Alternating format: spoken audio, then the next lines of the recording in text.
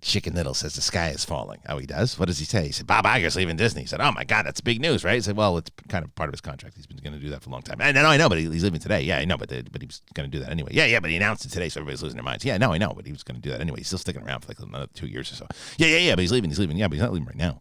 He's leaving soon. Yeah, but in fact, it's effective immediately. Yeah, well, it's effective immediately, but, let's start the fucking show.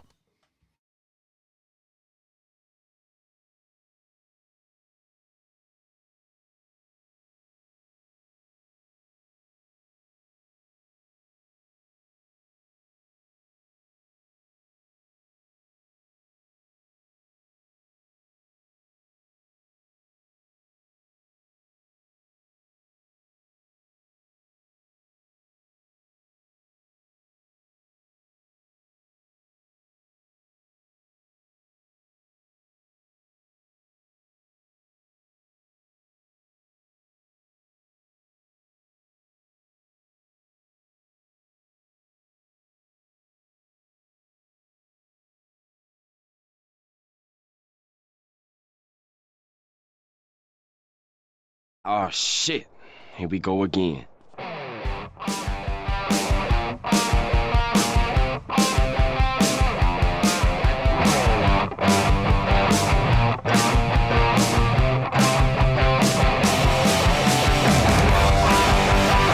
Welcome to the Barry Ball White Lewis Show. I am Barry Lewis. Thank you for joining us on this show today. Can you hear me? Can you hear me? Can you hear me? Can you hear me? Now you can hear me. Hey, what's going on, everybody? It's nice to see you on this wonderful, the hell is today? Wednesday on Schmodown Entertainment Network. I'm me. You're you. Rb3 is here. Rb3, you are a step away. What you need to do for me, you gotta do the shave on the side because it's Clubber Lang-like at this point, and I love it. I usually do actually. Do you? I'm gonna get it shaped up before the. I love. You gotta go Clubber Lang. Have you ever dressed as Clubber Lang for a Halloween or anything? I haven't. No. Why not? That's actually one of my favorite characters. Ever. Too. Yeah. You gotta do it. I gotta represent. You gotta do it. That's a good idea. Ben, not the boss, but the bandit. Goddard is here. Everybody's talking about the boss right now, but people are gonna start talking about the bandit eventually, right? We'll see. We'll see. One match down, got a few more to go. That's right. I'm with you on those days of the week. I forgot it was Wednesday. Yeah, I don't know what it is. He has been talked about many times over in the movie Trivia Schmodown. He's a former 2-times champion. He's a teams tournament winner. He's Mark Yodi Reilly is Happy here. Thursday, dude. Yeah. She's the manager of the Den. That's right. Kate the Mouth Mulligan in the house.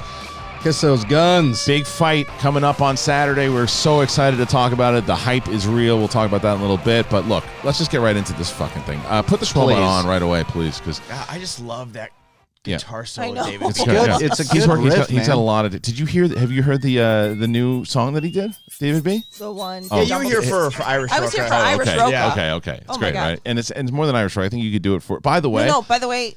Yeah, Irish Roca. Like I really felt that. I was like, I need. Irish Roca is great, but then for the patrons, which it'll drop tomorrow, Sean Sullivan went up against Adam Witt in a Star Wars match. Sean Sullivan's music is incredible. It's perfect. Where did you guys pick that?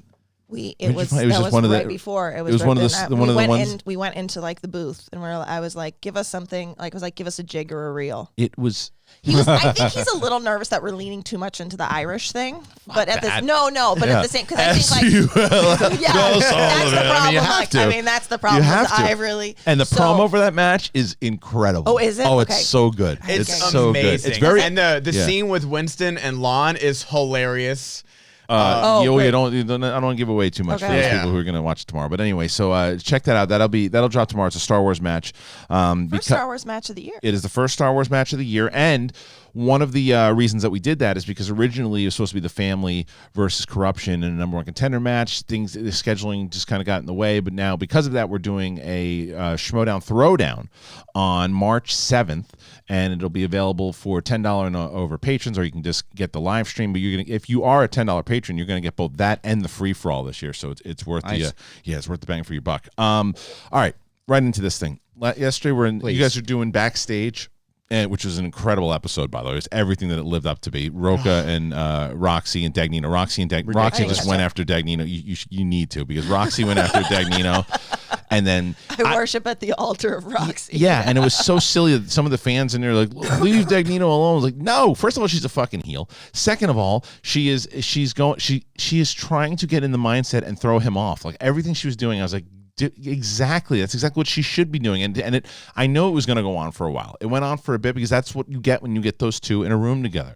You should see them when they're actually managing against each other. Yeah. Oh, yeah. But anyway, so I'm watching that, and then news broke. I was in the Schmodown Entertainment Network Facebook group. And I see there's always, anytime a big story breaks, I usually find most news there.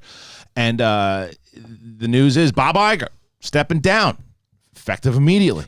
And then it says huge. His position as like what it is. He's today CEO. He's stepping down, but he's still around until 2021, making creative decisions. Creative decisions. And it's like so everyone's like, oh, he's gone. It's over. It's done. But he's still there until 2021 because he's there. He's stick around until his contract is gone. Yeah. He's just not. He's not basically what he's not doing. You're not going to see him make these big overall looming purchases like the Fox deal and the Marvel deals and the Star Wars deals, the things that he did like that. This is what this new guy is going to do. That's what they're bringing him in to do. But he's still very effectively doing a lot of what he's been doing. He's just stepping down. He's talked about doing a presidential run. Oprah said, why aren't you running? Like, you know, so that's something I think that he's going to probably wind up doing on the next time around. I didn't realize that dude, you talk about what money can buy, I guess, too, but that motherfucker looks like he's 55 years old. He's 71. He's 71? Yeah. What? He's 70. Wow. Oh, no. You know what? I want to tell you, he's 71. He's 71. And I just saw him. He was at the screening, the premiere of Onward when I went with my daughter. And dude, he looks like he's, again, in his mid 50s.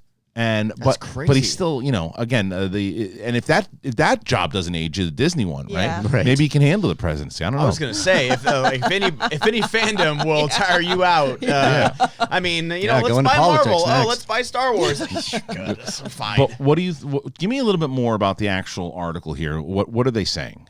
They're saying it looks like what's his name? His first name is Chapek, or last name is Chapek. I can't find the first name, but Chapek is gonna step into Bob Iger's position, and I saw CEO, and Effective I saw a little immediately. effective immediately in 2021.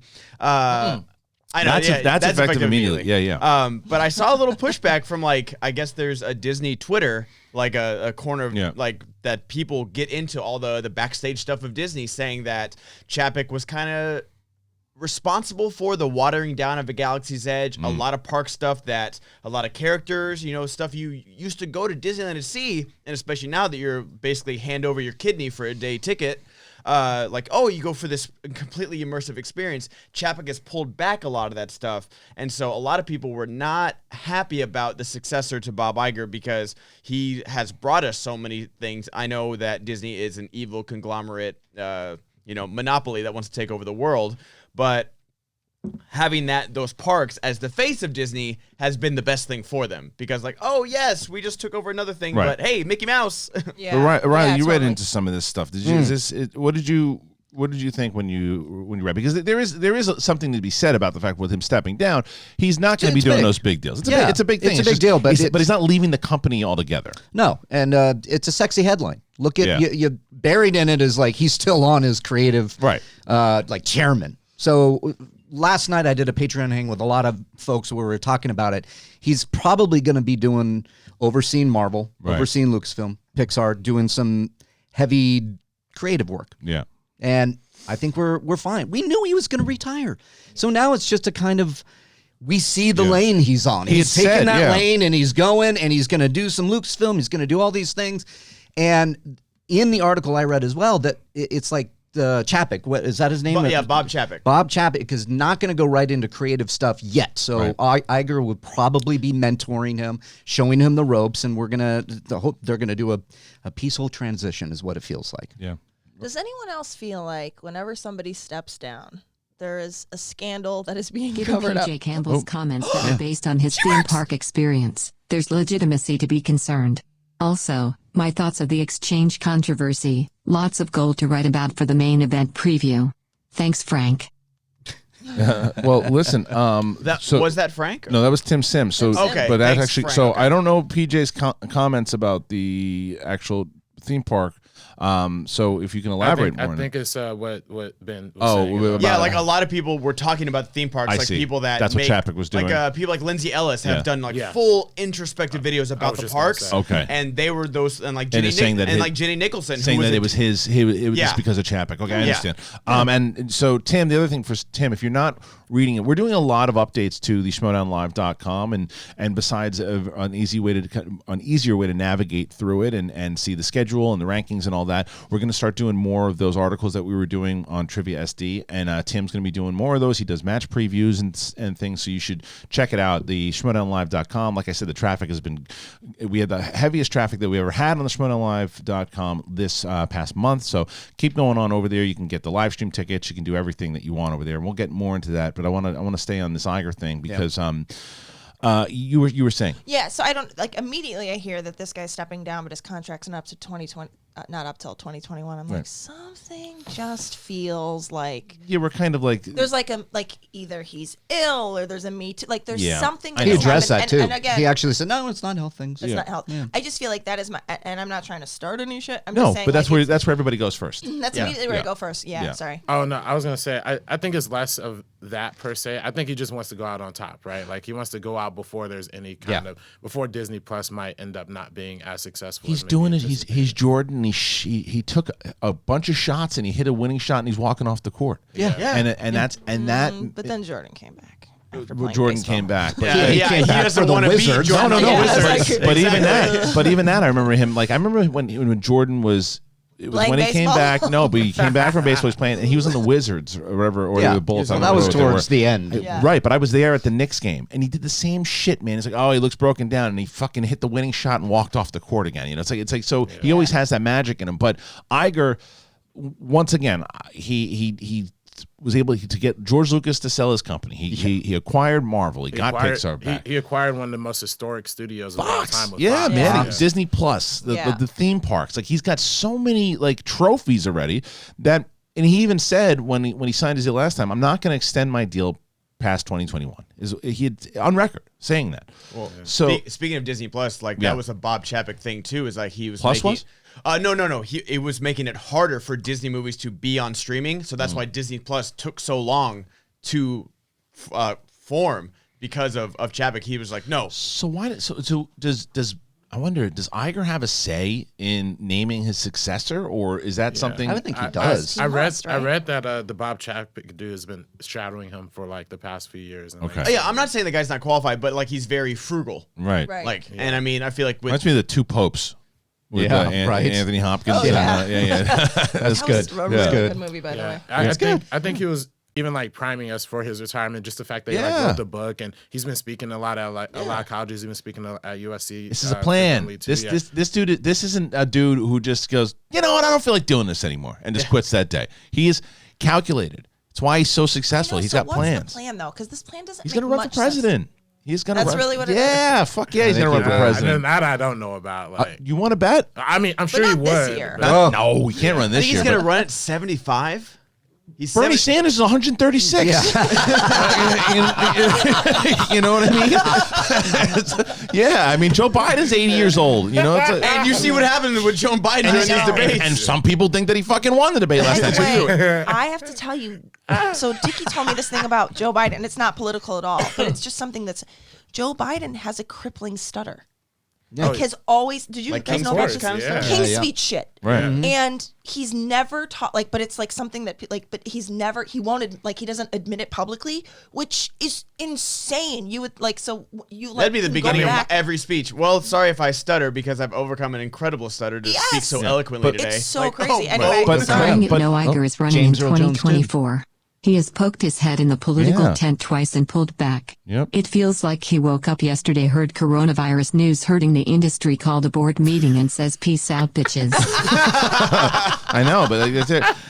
I think that he'll make a political run. I do too. I think he'll make a political run, but I think that what he's going to do for now is he's going to finish up. He's going to do some creative stuff, and he's going to help Chapek out, and then he's going to walk away. Absolutely. And I think it's been part of the plan. I don't think it's one of these things where, oh my God, what happened? What's going on? Because you're absolutely right. Everybody does that. The second they say, oh, he stepped down, what did he do? Who did he harass? It's like nothing. Sexy headline. Yeah. Like I said, it just, you get that headline, Bob Iger steps down. Clicks. And it's, wow, why, what, talking about where? The main topic. You know, it's like, and it should be talked about. It should be, because I've been on record many times. I think he's a Hall of Fame executive. He's a Hall of Fame businessman. He is. When I was listening to or reading his book, the things that he did with the park, and whether it's good PR or not, he seems like a pretty fucking good dude. Like when you listen to the way that how he was affected when he was working at the parks. Over in Thailand, trying to make one of the biggest Disney parks ever, and during that time, he had heard about the kid who got caught in the that got eaten by the alligator at the other parks, and now he had to deal with that, and as a dad and a grandfather, like the stuff that he went through, and putting that in there right off the bat, like it humanized him for me, and it's like I know the kind of mogul he is, I know the kind of amazing businessman and how like smart he is, but that humanized him for me because. And maybe also that's part of the PR. Maybe that's one of the maybe he knows how to talk to you. At least he's doing that. Look at like Zuckerberg and like other executives that like just go in front of Congress and like, I don't think Facebook's that bad. I'm like, are you sure? Are you sure? Well, and I think back to he took over for Eisner, right? And nobody wanted him to do it. Right, Same thing. But Same thing. I remember. I can't. Like maybe you can help me back this up, Ben. But I remember it being. Not great at Disney during Eisner. Because you know what Eisner was doing, and like nothing was working. No, and Eisner just kept doing everything that. Oh, let's make Aladdin 7 and put it on VHS. Yeah. And so then Marvel comes out. I did like Michael Eisner always introducing I do like that. Sure. I like that. On the TV. Then you start. This is around the time that Iron Man comes out. This is around the time like. Pixar starts to really make some moves where like Finding Nemo comes out, and it's like all this stuff. Then you hear. They buy Pixar, and you're like, that's smart. Pixar is really doing something different. If you think about it, that's Monsters, Inc. and Finding Nemo time. Right. And then Marvel comes out. They're distributed by Paramount. They're by themselves. They don't have any distribution. And then they buy Marvel. It's like, boom. Yeah. You have two of the best movie franchises ever. Very important question here. Very important question. Starfire XXX asks, have these people ever worked with large corporations before? I don't know. I don't know if I've ever worked with one. I may be in my sleep. Go ahead. Next. I don't know. It doesn't sound like they have. Starfire X. I go to Disneyland a lot, so I believe I have them. I'm not sure. It doesn't sound like they know what they're talking about. So I follow Disney on Twitter, so I am very, very good at I'm going to chime in. I'm going to chime in. I'm chiming in. Time for me to chime in. It's like a keyboard cat.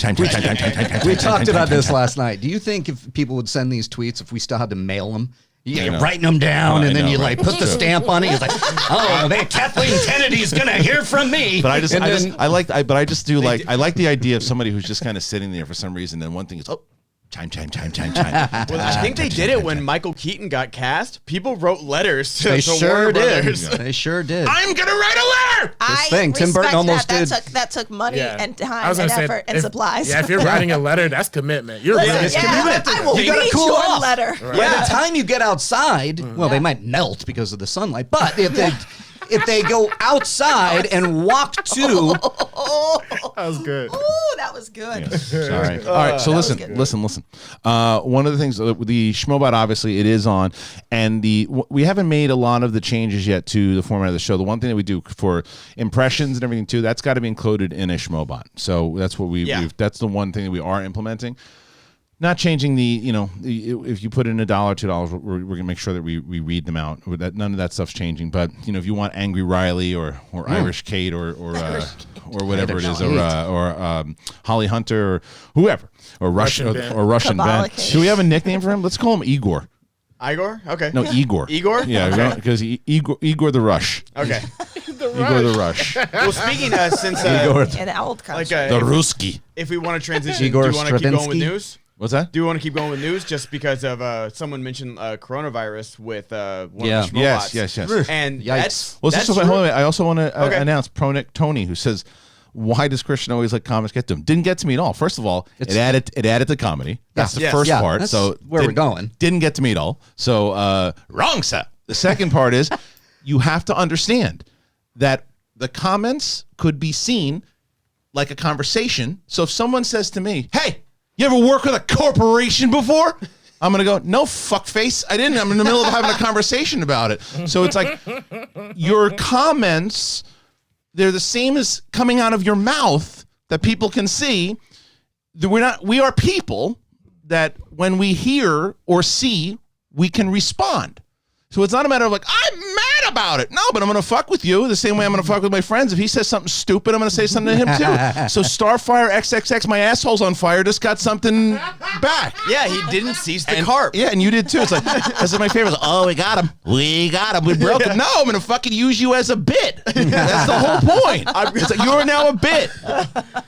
Am I wrong? It's like it's like a heckler in the crowd. If you're sitting around and you go, "Hey, my dick's on fire," am I right? Right? Dude, you should get it checked out because no one's gonna play with your dick because it's on fire. Their hands will break, and now you're a dickhole face. So it took it so literally. Chime in, I want to chime in. Am I wrong? Chime in, I want to chime in. Chime.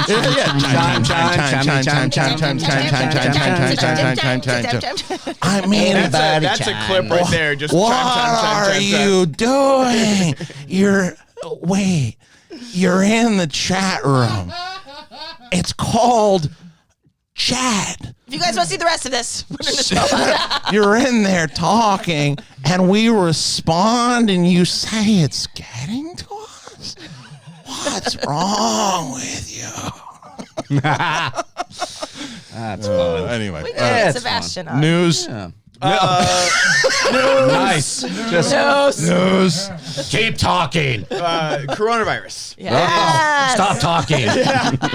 It is really affecting the movie industry. Yeah, it is. No Time to Die canceled their press tour. Sup, guys. Hey. Love all of you, SEN, and all things Schmodown. Fuck yeah. I feel the whole Iger and Chapek situation is basically a new version of the Walt and Roy Disney dynamic. One of them focuses on creative and the other in business. Yeah. Might be for the better. Cool. Yeah. There's a version of that. Yeah. Yeah. Roy Disney. You were saying. I forgot about Roy Disney. Roy Disney? We don't talk about Roy enough. I'm going to Roy Disneyland next. Good old Roy jumping on a fan skid. Good old Roy.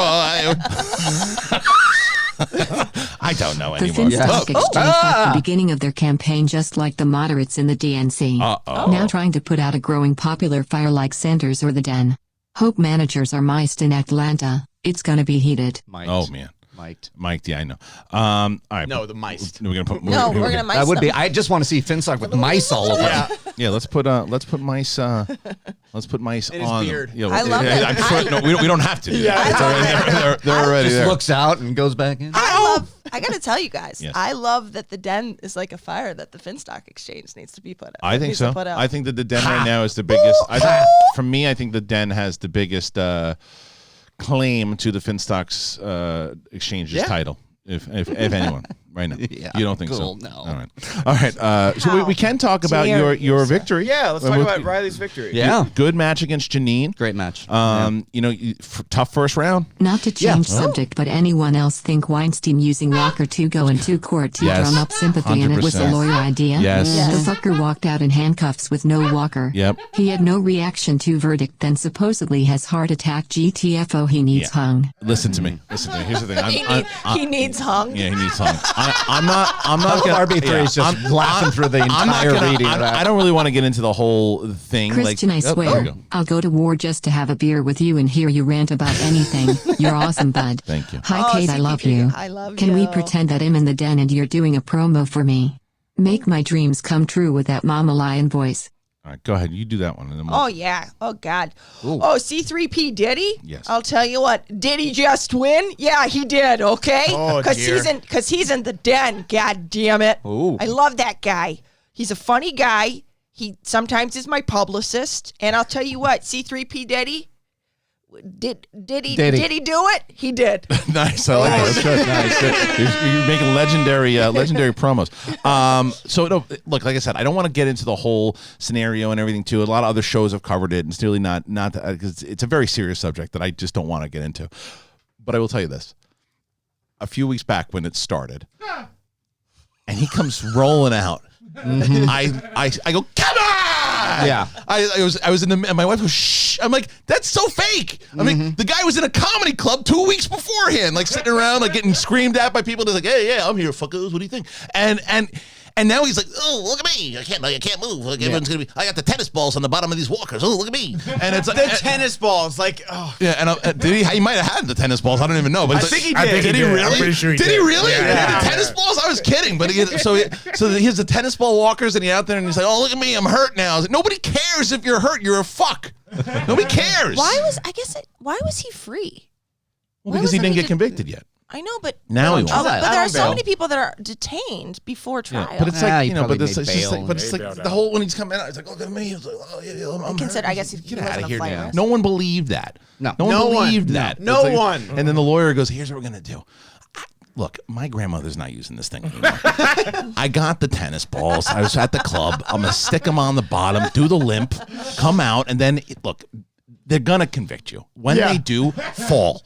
Yeah, just fall, and then we're gonna report it, and then we'll say you're hurt. Maybe they shave off a little bit. Like, I'll be honest with you, buddy, we're fucked here. Yeah, you are going to jail. You're going to jail. But like I said, if you fall, maybe they give you, like, you know, a piece of bread instead of just water and shit.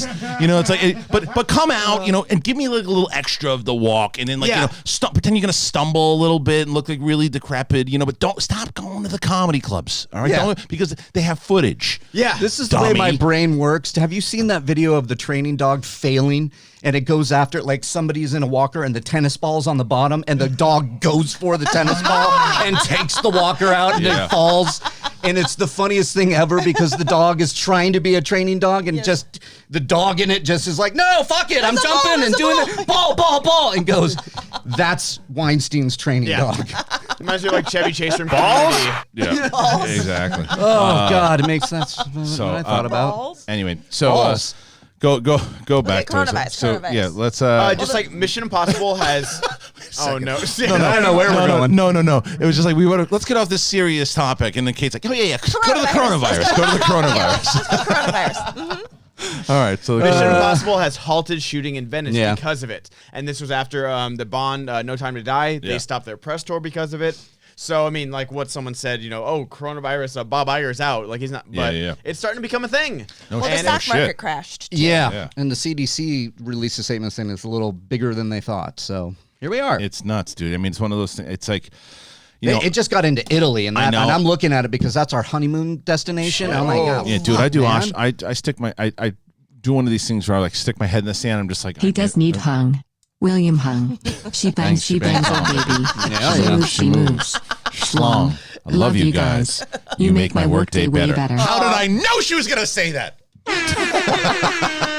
Man, that's peak American culture. William Hung becoming getting a record deal. But I said I want to stick my head in the sand and like pop it up. I'm like, oh, it's gone. They found a cure. Like that's and well, I was pregnant with my first son during Zika. Yeah, and that was that was so scary because it was just like, you and your baby can die if you get bit by this mosquito, and we're like, no, I was in France during the mad cow. It's you. Yeah, it was like, and people were like really worried about it. Yeah, I live my life. Well, yeah, Marzonia is going to Japan in a few weeks, and like he was talking to me about that last night, and it's just also that's why I don't go anywhere. I feel like I'm trading Marzonia. Sorry, you can't go back to the den. Well, I thought they were like the severe cases were going down. Like there were a number of reported cases, but it was like they let off a cruise ship that was contaminated, and like it was. They're also finding the thing that's always so tricky about these viruses is that they're finding that you can spread the virus while you're still asymptomatic. Right. So you could not have a cough at all. Yeah. Correct. And totally be spreading it without knowing. Which is that's great. Yeah. So Janine the Machine, that was what a match. What a match. Well, so much. The coronavirus got her. No. So look, but the fact that they did stop the actual tape. I mean, it's serious shit. You know. Yeah, it is. And it's like hopefully the experts get on this thing, and because it's all over the world, maybe it's like one of these Independence Day things where maybe we have all the leaders getting together and actually saying, let's fucking stop, let's put shit aside and figure out how to stop this fucking thing. It's just coronas, not coronaviruses. I like where you're going. Yeah, that's true. Vin Diesel is pissed. Yeah. And so by the way, so the Schmobot is on. Thank you for everybody who is donating at the. You guys got a new roadie, level. Huh? We did. We got a new. It's working now. It fixed it all. Just like Iron Man, got a new roadie. What'd you say? Can I take the old one? No, I can't. I'll tell you why. Regarding this coronavirus outbreak, I really wonder what will happen to the Mulan live-action film since China is locked down and more countries are reporting numbers of cases. I know. I don't know. I got a screening for that movie. Maybe we'll see that soon. But there's your answer. What happens with Mulan? Christian's gonna go see it. You guys, Christian still gets to see it before the rest of us. Now I know this disease is spreading all over the world, but what about Christian's screening? It's the truth. But at the El Capitan at 6 p.m. Is it? Hey, China, don't worry. Christian's going to let you know how it was. Don't worry. 6 p.m. I can't make that. Yeah, right. Give it to somebody else. Throwing out random Entertainment Network review is going to go crazy overseas. I like RB3's moxie. Fucker asked me on the air if he could have it, because then I say no, and it's like, oh, why not? It's like, because there's other reasons. Oh, man. There's other reasons. Okay. Well, he maybe has to send it back. Probably. Sure. If that's the reason, sure. But we're gonna go to Ben's gonna be doing the reading the questions out on both Streamlabs and Super Chat. But the other thing I do want to say, we put out a great trailer yesterday of so the idea, and I got to give Smetsy a lot of credit here. Smets had an idea. It was kind of based off some old school wrestling promos and things too, of when these super fights happen, getting a lot of like the superstars and the Schmodown pros, as we call them, to chime in and say to see who they think is going to win, who they believe is going to win. So we had this idea of what we wanted to do in this promo. And so Eric, Nerd Chronic, is very, he's slammed right now. He's working on a lot of different things. So one of the beautiful things now with this this wonderful partnership with Skybound is they have a bunch of editors. And one of their editors, Michael Aronson, is a genius, really smart dude. Doesn't know the show that well, but we started talking and told him what I wanted, and he knocked that thing out, man. Wow, it was great. So I got to give props to Michael over at Skybound, because that was an incredible trailer. So anyway, so yeah, we're excited about that fight. That fight in general is hyped. It is one of the biggest. I can't wait. Sold out. I'm excited. Yeah, the stream. It's already one of the most people are, whether they're $10 patrons or jumping up to the $10 level or getting or purchasing the stream. Like, people are really hyped about this thing. Yeah, I think and I can already see it. People that don't get it are going to be pissed off because people are going to be tweeting about it. So I'll tell you now, if you're not going to get the stream, you're not going to be a patron. Totally understand. Try to avoid spoilers. Don't go into the Facebook group. Mute anything Schmodown, because that's the people are going to be talking about it. We're treating it like a fight. So people are going to be tweeting out. We're doing a hashtag of Merle versus Bateman, so that will be out there. If you follow me, you follow anybody else, I'm warning you guys now that people are going to be tweeting about it. So either see it or it'll be available. If you get the stream, it'll be available for the next week and a half until it goes live on the YouTube channel. But just to warn everybody, you don't want to miss this one. Riley, how you feeling about this? You got to be going back and forth. I'm going back and forth on. I still stand by my boy. Right. Ben Bateman will win. Though. It's not going to be easy. No. Right. The more I've been, I think Ben's going to win too. The more I think about it is, thank you. I like What's that. the story? The more I think about it, they're both going to have to pretty much go perfect. Yeah. It's one of those, like, you miss one question maybe in the first round, you go to multiple choice in the second round, you don't get fast enough on the buzzer. Speed round's going to be it. Speed round. I mean. Because I honestly think it's going to be, they're each going to, I don't think they're going to miss a question the first two rounds. And I don't see them missing. Depending on what they spin. It's going to be nuts. I mean, but even, like, Dan spun Natalie Portman and went 8 for 8. Yeah. Like, I mean, I don't know. And same with Ben. Like, Ben, I can't think of a weak category. Maybe if Dan puts an Inner Geekdom on the wheel, but I'm sure, like, after New York, Ben's been studying Inner Geekdom stuff, like preparing for that kind of thing. So it's going to come down to how much they bet in the betting round, and it's going to come down to speed round. Wow. Mm-hmm. Kate Van D says, I say the score is going to be 36-35. I mean, I don't doubt it. That's kind of where I'm going. Yeah. Yeah. That's what it Kate, who feels do you favor? like. I want to know who Kate favors. What's the singles record?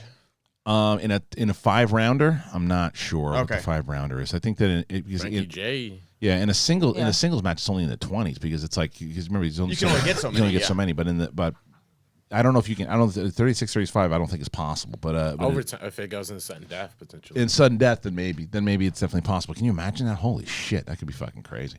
Nice. I don't know what it is, but let's see. Rob Irvine said, I reckon to win the match, someone's gonna have to score 38 points. It's crazy. To win this match, it's got to be 47 points. 50 bomb to win this bad boy. Yes. Dan Murrell scored 120 points in the first round. I'm going to be back here. I'm going to be here on Monday alone. Just like, well, everybody's still in Atlanta because they're still in overtime. I know. It's there are 9 million overtime. Yeah. Time. All right, Ben. Let's get to Streamlabs because you guys are asking questions. Streamlabs.com/the Schmodown. You got myself, Mark Reilly, Kate Mulligan, Ben Goddard, and Rb3. Remember, if you want any of those impressions, whether it's Irish Kate or Angry Reilly, any of the stupid ones that I do, you can go to the Schmobot and ask the Schmobot. When you put in your Schmobot, just at the end of it, put in the whatever impression that you want. All right, go. So we've got a few from yesterday. Michael Rhett Dingus. Hope this makes it to Roca. I suck at expressing my opinion in limited characters. I love watching John, and I think he's wonderful. Did a horrible job in expressing what I was trying to say. I feel like, though, I was saying he was egotistical, not humble, just saying he can talk freely without having to throw nods to himself anymore because he's walked that path. Talk the talk and walk the walk. Was just a little prod at his rightfully so big ego. Didn't mean egotistical and not humble. Sorry. Yeah. This is from backstage yesterday. Yeah, I get it. And look, the thing with John is John takes that the ego thing as like a bad thing. And I think that I think Roxy and Dagnino said it very well. It's like you have to have an ego to play in this game. Well, yeah. If John stops talking about himself, everybody's gonna stop talking about him. You know what I mean? No one's gonna stop talking about John. That's the thing. No, I know, but I know what that person's point is. But like, as soon as we think John Roca doesn't believe in John Roca, we're gonna all stop believing it. Like John has to keep talking. Like, and I mean this. I think it's exactly what this guy is saying. Like, it's that. Well, I don't know. Maybe it's not what that guy's saying, but I just think that like you do have to talk. You do have to talk yourself up. You have to. Absolutely. Yeah, when you've been in the game this long, like people are gonna start doubting you. Like people were doubting Reilly before the Janine match. Absolutely. Yeah. And if you had been like, I might not beat her. Yeah. And people would be like, "Oh, the fuck!" Yeah, it's there's a lot. I mean, I've been in this league since day one, and there's new people coming in. They're like, "That's the one." Yeah, and then I come in and it's like, "Oh, he's over the hill. He's a has-been." You know, it's like this is the talk we do, and it's fun because it motivates and you get new faces, and then you get like people like the best right now versus best all time. Yep. It's great. Yeah, that's the whole point of this. Before we move over to Streamlabs, is there anything else in news we want to cover that I think is worth covering? Or I mean, they want to talk. Creed 3 got a screenwriter. Okay, who's that? It's Zach Balin, who did. Let me see what he did. Previous 2 films. Okay. It doesn't say. Oh, King Richard was his previous film. I have not seen that, but just I'm more curious of what you guys want to see from a Creed 3. I want to see Coogler come back. I was literally going to say the exact same thing. They should just wait. They should wait. They should wait. I mean, because I don't think he'll ever come back.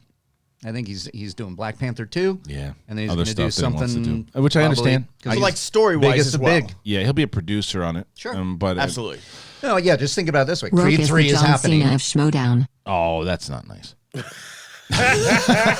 John Cena a bad thing? No. Some people. It depends. That could actually. It depends. That could actually meant a really nice thing, or it could have meant the opposite. Because Cena for a while, I think what John Cena did for wrestling was great, and I think that John Cena is from everything I hear is a really good dude, and I think that he's a professional.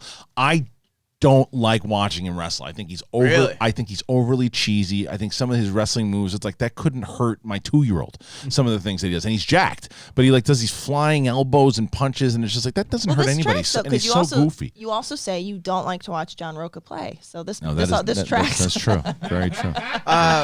He's all like John Cena has like the record by like hundreds and hundreds of all the Make-A-Wish things like that type of thing. He's amazing. Yeah. He's also I have to say he's very funny to me. I love seeing him in movies. Sometimes yes, sometimes no. Did you see Cock Blockers? I thought he was great in Cock Blockers. Yeah. I thought he was great in the Amy Schumer movie. Oh yeah, right? Trainwreck. He's fantastic. And he let himself be like the butt of a joke. Yes, I thought he single-handedly almost destroyed Bumblebee. Come on, really? Dude, he had the best line. He's in a different movie. I understand. The best line, the Decepticon line was great. Yeah. The problem was, and I don't even necessarily know if it was his fault, but it was like, oh, Michael Bay's directing this. It's like, no, he's not. He was in a Michael. He was in. With Shia. He was in the Shia movies. Yes, if you took John Cena's performance in Bumblebee and cut that into any of the Michael Bay movies, you wouldn't even notice he wasn't in that it was a different movie. You'd think it's the same movie, but he was in a completely different movie. And then he was in that. I mean, look, this movie wasn't helping anybody. Daddy's Home 2 or whatever. And he's in that firefighter movie that just came out. How was it? Playing with Fire? Right? Yeah, Playing with Fire. Yeah. RB3 just went real quick to get his mic on for something. What happened? What's going on? Did you plug it in? Is it plugged in? Yes. Okay. Right. Press the red button and reset it. There was something. He started to. He started a little to bit. Fidget. Do you know what I miss? RB3. Daddy's I guess it's about playing with fire. Yeah. You know what I missed? RB3 and Reilly will get this. I miss that so very much. Right? JTE we used to make him we used to cut to him. He would flail in the background. Mm-hmm. What's wrong? I'm gonna go turn on. You got a hairball? Bye, Kate. Bye, guys. See you.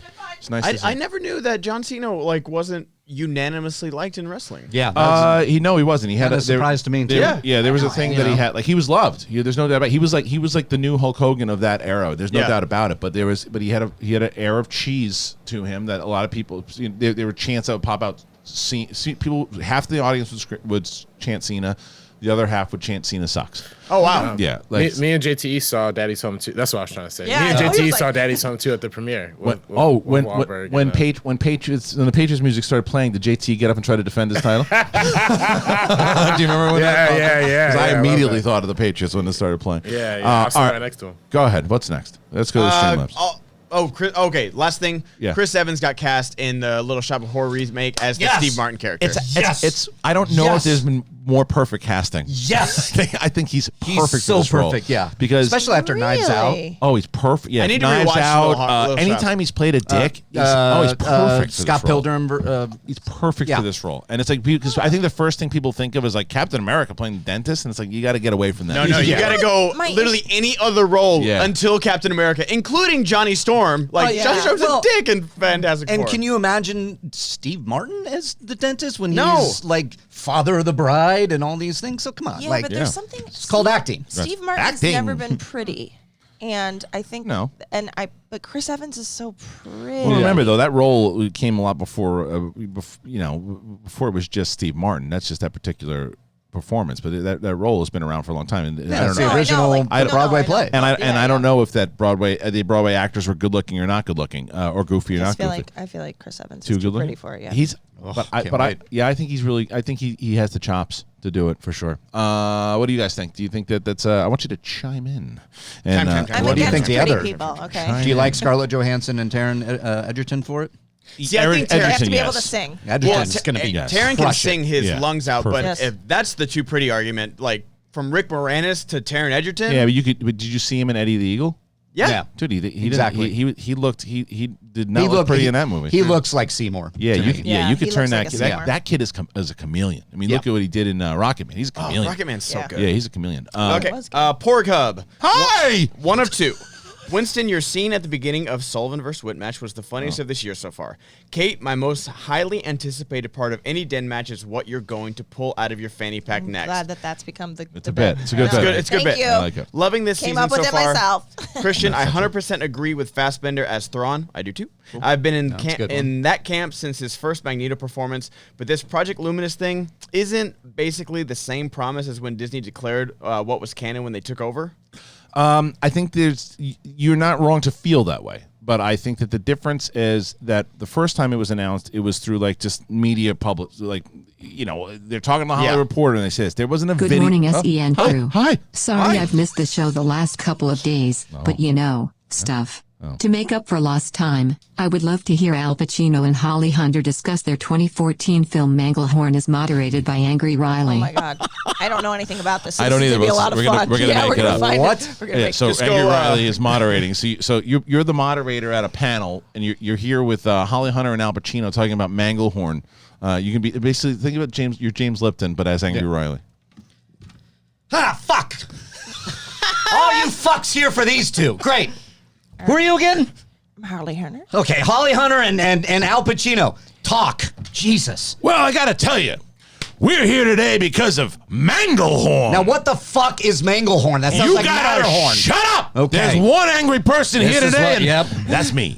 Yes. Me and Holly. Yeah, well, Holly, you Yes. think you're Holly. I'm Holly. Ha ha! Time to talk about Manglehorn. Well, it was- Is there a bull? I don't know. What do you say? Well, I just wanted to say it was a great honor to work on the film with you, Al. And listen, I loved the part of the movie where the horn got mangled. That was my favorite part.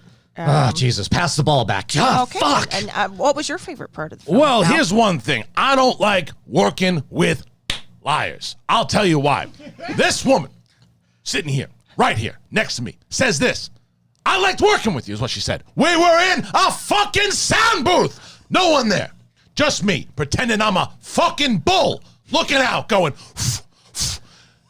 no Holly Hunter. No. So is it different working in animation than live action? That's It was an animated movie. Yeah, I don't know. Maybe it was. I have no idea. I don't know. You went to separate sound booths. We changed the game. I don't know. Maybe it wasn't. But Breaking news, guys. Breaking news. Yes. Chime. Thank you to the chat for shouting this out. Steven Spielberg won't direct Indiana Jones 5. James Mangold in talk to replace him.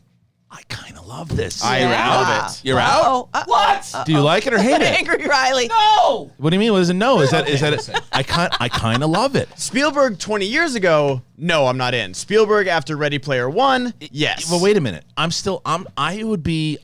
am conflicted. I would be like, so if you told me, if you started with Spielberg leaves Indiana Jones 5, I'd go, we're in trouble. And then that's it. And then they're getting, Michael Bay or somebody or some. Oh my God! You know what I mean. Me and Michael Bay. No, Indiana you stop Jones. that. You stop that. I want to see that too. But you know what I mean though. It's like if someone pops and you're like, I don't know. But you tell me Mangold. Yeah. I don't know, man. No, I love Mangold. I don't know. just watched Logan the other day. Ford versus Ferrari is available for rent now, and I literally firing gotta up all watch cylinders. that. 310 to Yuma. Yeah, 310 to Yuma. The guy is a genius. Kate and Leopold. Come on, this actually sounds good. Yeah, but. Here's the thing I feel that I'm conflicted. This would be this was going to be the last Indiana Jones movie, so I feel like to complete the circle, you need Spielberg. Yeah. Okay? And I know we got Kingdom of the Crystal Skull, but I feel like that was more Lucas than it was Spielberg. I don't know. I just it also works. It also works. I'm going to work it all out right now live on air. It works to hand over the pass the baton. Can I say something that's probably controversial at this point? Yeah, no, not chime in because I guess I am. I don't think Spielberg is as locked into big budget studio movies the way that he used to be. I'm one of the few people who liked Ready Player One. Me too. But I like the opening scene of Ready right, Player but that's One. what I'm saying. Most people feel that way. I think that when it comes to even like Bridge of Spies it's a good movie. I didn't love it. Post is great. What's Post that? is great. Post is great. Yeah, that's a great film. But that's not a big studio film. That's not a big studio film. Those are like the more like intimate stories. I still think he's a master and a legend of that shit. West Side Story though is a huge studio film. But different. It is different from what he's usually doing. Yeah, I'm talking about like these types of movies because, look, you can blame it on Lucas, and I certainly have with Indiana Jones 4 because he was stingy with story he wanted to tell, beings, all that stuff that he wanted to do. But Spielberg was still calling action, man. No, I know. He was still calling action. He still made the Shia LaBeouf swinging with monkeys. I mean, if it was in the script, it was in the script. But he still was the one who had to make it look. Who said? Yeah, this looks good. Got it. Yeah, so I don't know. I just think right now Mangold. Got it. Moving on. It's a great choice. I think Mangold is a future legend, man. To your point, if it was he's off, Spielberg's off, and there's no director, and then you would say Mangold, that would be perfect. If people were now, hiring the director, doing the what ifs, Mangold would be great. This is actually kind of nail on the hammer, especially hammer with on the nail. Who's Mangold? With the movies that Mangold has done, Logan, 310 to Yuma, about these old Western kind of gunslingers, like past their prime. That's a good point, it's Ben. Perfect for Indiana Jones. That's a great point. Perfect I like fit. this. I like it a lot. He let Logan walk off into the sunset. Yeah. He's going to have Indy do it. I'm down with it. Who's writing it though? I think it's still David Koepp. I think he's coming back, which.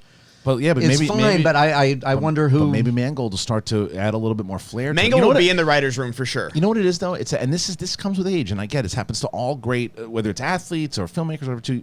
As you get older and you get success, you lose a little bit of your edge. right? Mangold is in his prime right now. Yeah. And he's got his edge. He's in his Jurassic Park Spielberg. Yeah, man. Yeah, he's in 90s Spielberg right now. Yeah. Mangold taking. I fucking love this. I also love his name. He's Mangold. He really is. He is Mangold. Because if that's a made up name, that's a good one. Like you can compare like Jurassic Park. It's this big blockbuster film, but one of the best scenes is at dinner when they're talking about the ethics of creating dinosaurs. Yes. It's not, it's the Tyrannosaurus chasing the car. Like you can love both scenes. Like people gift the Ian Malcolm things more than anything. Yeah. But what if we watch West Side Story and we all say Spielberg is like fully back? Because I think he's still doing great stuff. I think the post is great question. But that's you and I are saying the same thing. Yeah. We're saying the same thing because I agree with you that the post is great. I think that this movie, the West Side Story, is a very different movie than you don't need all these special effects and the big fantastical things. It's the big budget, huge movies. I think that he doesn't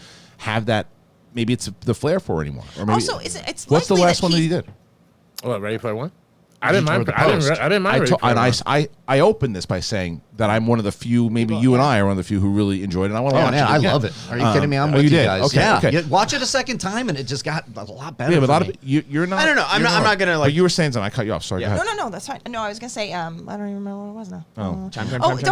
Don't we feel like though if he's not directing this, it's because he decided not to? Oh, yeah. Oh, yeah. So to me, it's sort of like this might just be. It might be over it. This is like I was just listening to a podcast today on the drive here about Eddie Murphy making his. Is it the meaning of? We're doing Eddie Murphy this week. We are doing Eddie Murphy this week. Yeah, thank you very much. Oh my God! So maybe it was the meaning. So maybe it was. Yeah. No, but it was about Eddie Murphy coming back to comedy, and the question is he going to be the old Eddie Murphy? Right. And like my guess is that he's not. If Saturday Night Live is an indication, I say he might very well. If Dolomite was. But do you think he's going to come out in a leather suit and say faggot? No. That's what we're talking about. No. Like that's Right. like so that's what I'm saying is like there is something about like I guess what I'm saying is the way in which sometimes people want to get out of the thing that made them. That is what made like Eddie. There's no question. Right. Eddie Murphy he'll Raw and Delirious he'll change up, changed but he'll still be. But he'll still be no part. I see it in Dolomite. Yeah. It's such a great performance. There's so much. There's the great Eddie Murphy he's that you know, but then yes. there's those soft moments where he's like worried He's about a his genius career. actor. And he is a genius actor. Yeah. All right, well, let's I guess get what I'm to. saying is the Steven Spielberg. I'm trying to relate the two. I feel like Steven Spielberg may be like, yeah, this is the stuff that made me. I'm still Steven Spielberg, but I don't need the Indiana Jones. He might be done with it. The first thing when that news broke, the first thing I thought was he doesn't want to do Indiana Jones 5. Wants to do other things. West Side Story? He's taking West Side Story? At one point he was going to do that Elmer Bernstein biopic that I think he gave to Bradley Cooper after he watched A Star Is Born, so he's going to produce that. I think he's looking at more like intimate stuff. Yeah. And I think West Side Story, to your point, is a different version for him to like. He grew up with West Side Story. Right. This is going to be his love letter. You know? Yes, totally. All right, it's time to let's go back to streamlabs.com/Shmoda and hear the audience chime in. Chime. Cinema ATL. Hey folks, I can't watch live, so I listen on Apple Podcasts, rated 5 stars. Thank you very much. Hi. I run a podcast in Atlanta called Cinema ATL, which covers the film and TV industry in town. Hey, love all you guys do. I just bought a new home and we are putting in a theater. Okay. I'm struggling with which movie posters I need to display. So far, I'm set on Stargate, Kiss Kiss Bang Bang, The Thing, and Jaws. Oh, yeah. You got any better suggestions? The Thing, you have to put The Thing. The Matrix. I would put 4 The Things. I would put 4 of the things. 4 of them? Yeah. I just haven't even watched it yet. That's the movie where from the Drive. Addams Family, right? The Thing. Nailed it. That thing. Yeah. That I mean, look, Rocky got to be in there. Well, I'm thinking of like, because Rocky's amazing, but I'm thinking like movie posters. The Matrix with like Keanu standing there, that trench coat with the assault rifle, so good. Okay. Anybody else? I say Drive. Drive is a great poster. Yeah, Jaws is one of the best movie posters ever. Yeah. All right, just finish up ATL real quick. I'm going to Schmodown Live on Saturday and can't wait. Can't wait to see you there, Cinema. Thank you. Also, that's a busy podcast because the ATL is the new film industry. Yeah. It's like it's Little LA right now. It's Black Lana. Did you hear this? We talked about it yesterday. Oh, yeah, I heard this. Yeah, I was like, someone told Roka this, like, please don't say that when you're in Atlanta. Yeah, please. RB3 if RB3 wants to say But it, then then his that's up to him. justification was like, I grew up with brothers. We're like, no, that wasn't his justification yesterday. Yesterday it was because he's Latino. Yeah, he also said that too. Okay. Yeah, And then I called Washington Can we D.C. get Chocolate City. Riley and Al Pacino talking about the greatest movie of all time, The Color of Money? Hi, Riley. Wiley Todd. Wiley. Angry Riley. You son of a talking bitch. about Color of Money. You ready, Riley? I'll start this one. Okay. So, Marty Scorsese. Who? Marty Scorsese. Fuck that guy. He talked against Marvel. You take your comic book movies and you shove them up your ass. Ooh, I get it. What's your fucking point? Point is, Werewolf of London. Great song, right? Right. Think about it. No one is. Who is? Marty. What's he do? Hoo-ah! Puts the Warren Zevon on. Boom! Hand in the hair, says, and his hair was perfect. All right, I Tell don't me mean to about correct you, but how the fuck does this have to do with Color of Money? Maybe I'm thinking of the wrong movie. Tom Cruise. Yes! Jesus! He's at the... Paul Newman finally gets a fucking Oscar. He's at the pool and you're table. not even fucking bringing it up. He's at the pool table. He's listening to Werewolf of London. Jesus. Hand in the hair, says, hair was perfect. That's the movie. Pitch. I gotta see this fucking movie because it's not Color of Money. Yes, it is. You never see. I'm kidding. Oh, Yes. Jesus Christ. I was like, wait a minute. Go with me, man. Wiley Todd. It was Angry Riley who's an idiot. Yeah, that's right. That's All right. So that's my fault. All right. What's next? Hey, Mando. Hey, Mando.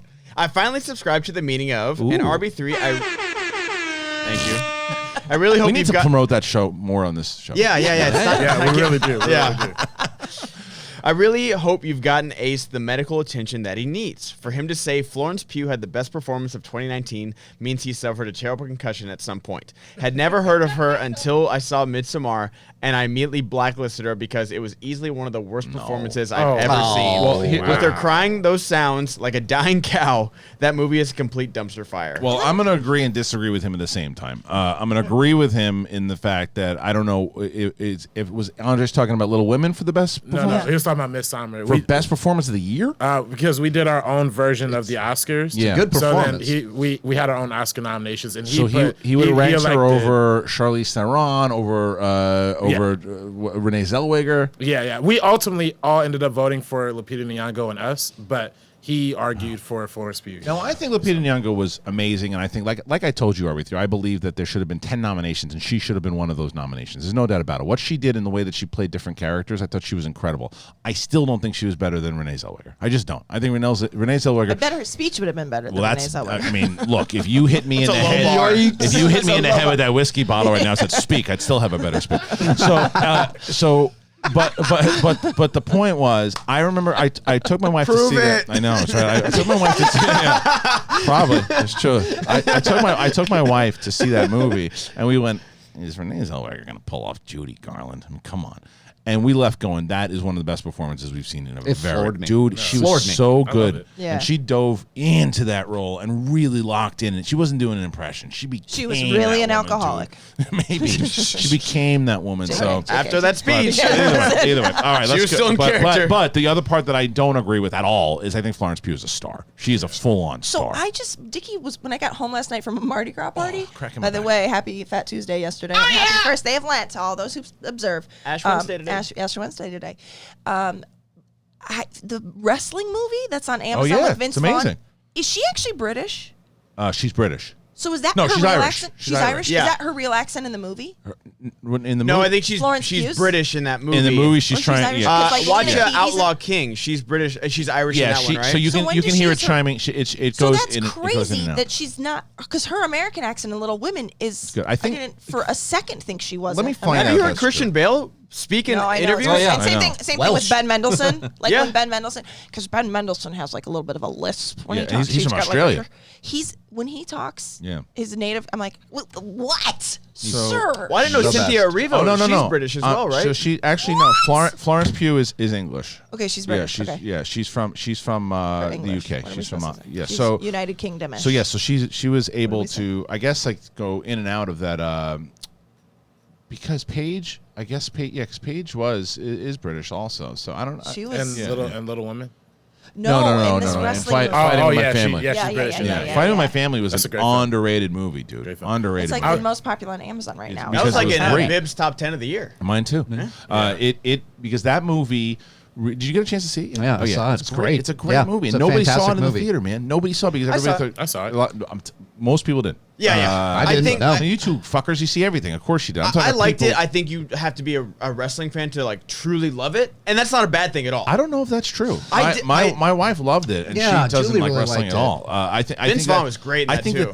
I think that's why that movie is so good. I think that movie makes you understand kind of really what wrestling is. That's where I'm going. You learn Yeah. a lot. For me, I don't know a lot of wrestling, and Right. I really appreciated it more. I was like, oh, okay. And Right. It kind of opened up the world for me. It's a funny movie. It's a funny. heartfelt Yeah. movie. Yeah. Lena Headey. Yeah. Headley. With a Nick lip Frost. Go ahead. What's next? Chime. Cinema ATL's back. Hello. Some advice: saying Hot Lana will get you booed. Saying Black Lana will get you shot. Yep. The A and ATL. Who's this? Oh. Go ahead. Go ahead. dumb Go one. ahead. What the hell was that? Go ahead. No, the other one. I was going to say go with it. Oh, my bad. Yeah.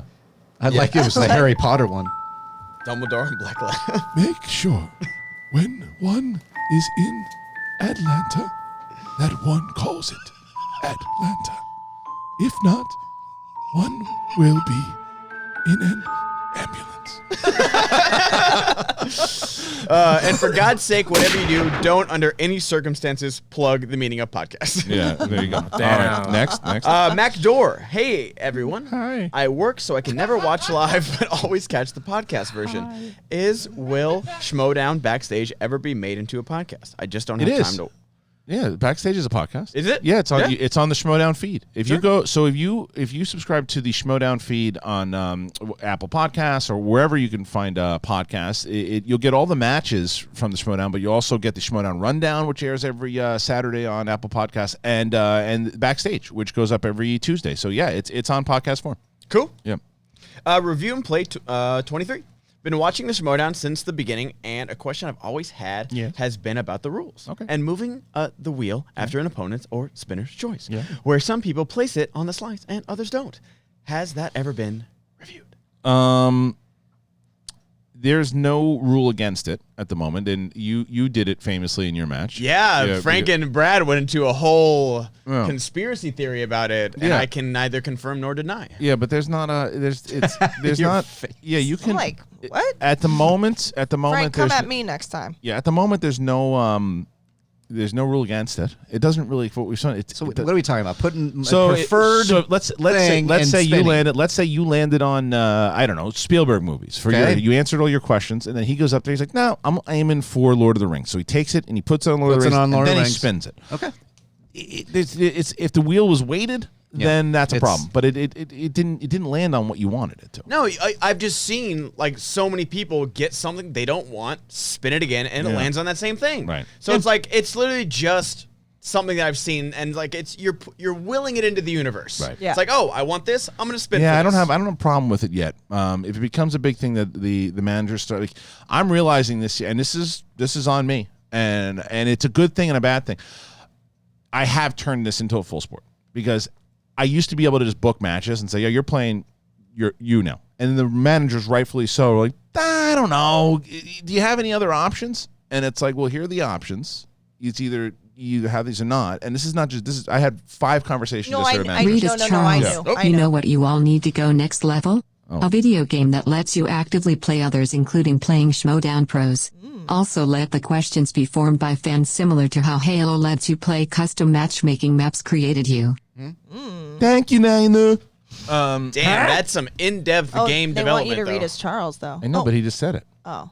How am I going to read it? It's like, Oh, it's gone. It's You're off the screen talking now. about your video games now, you know, and I'll be honest, you lost me now, you know.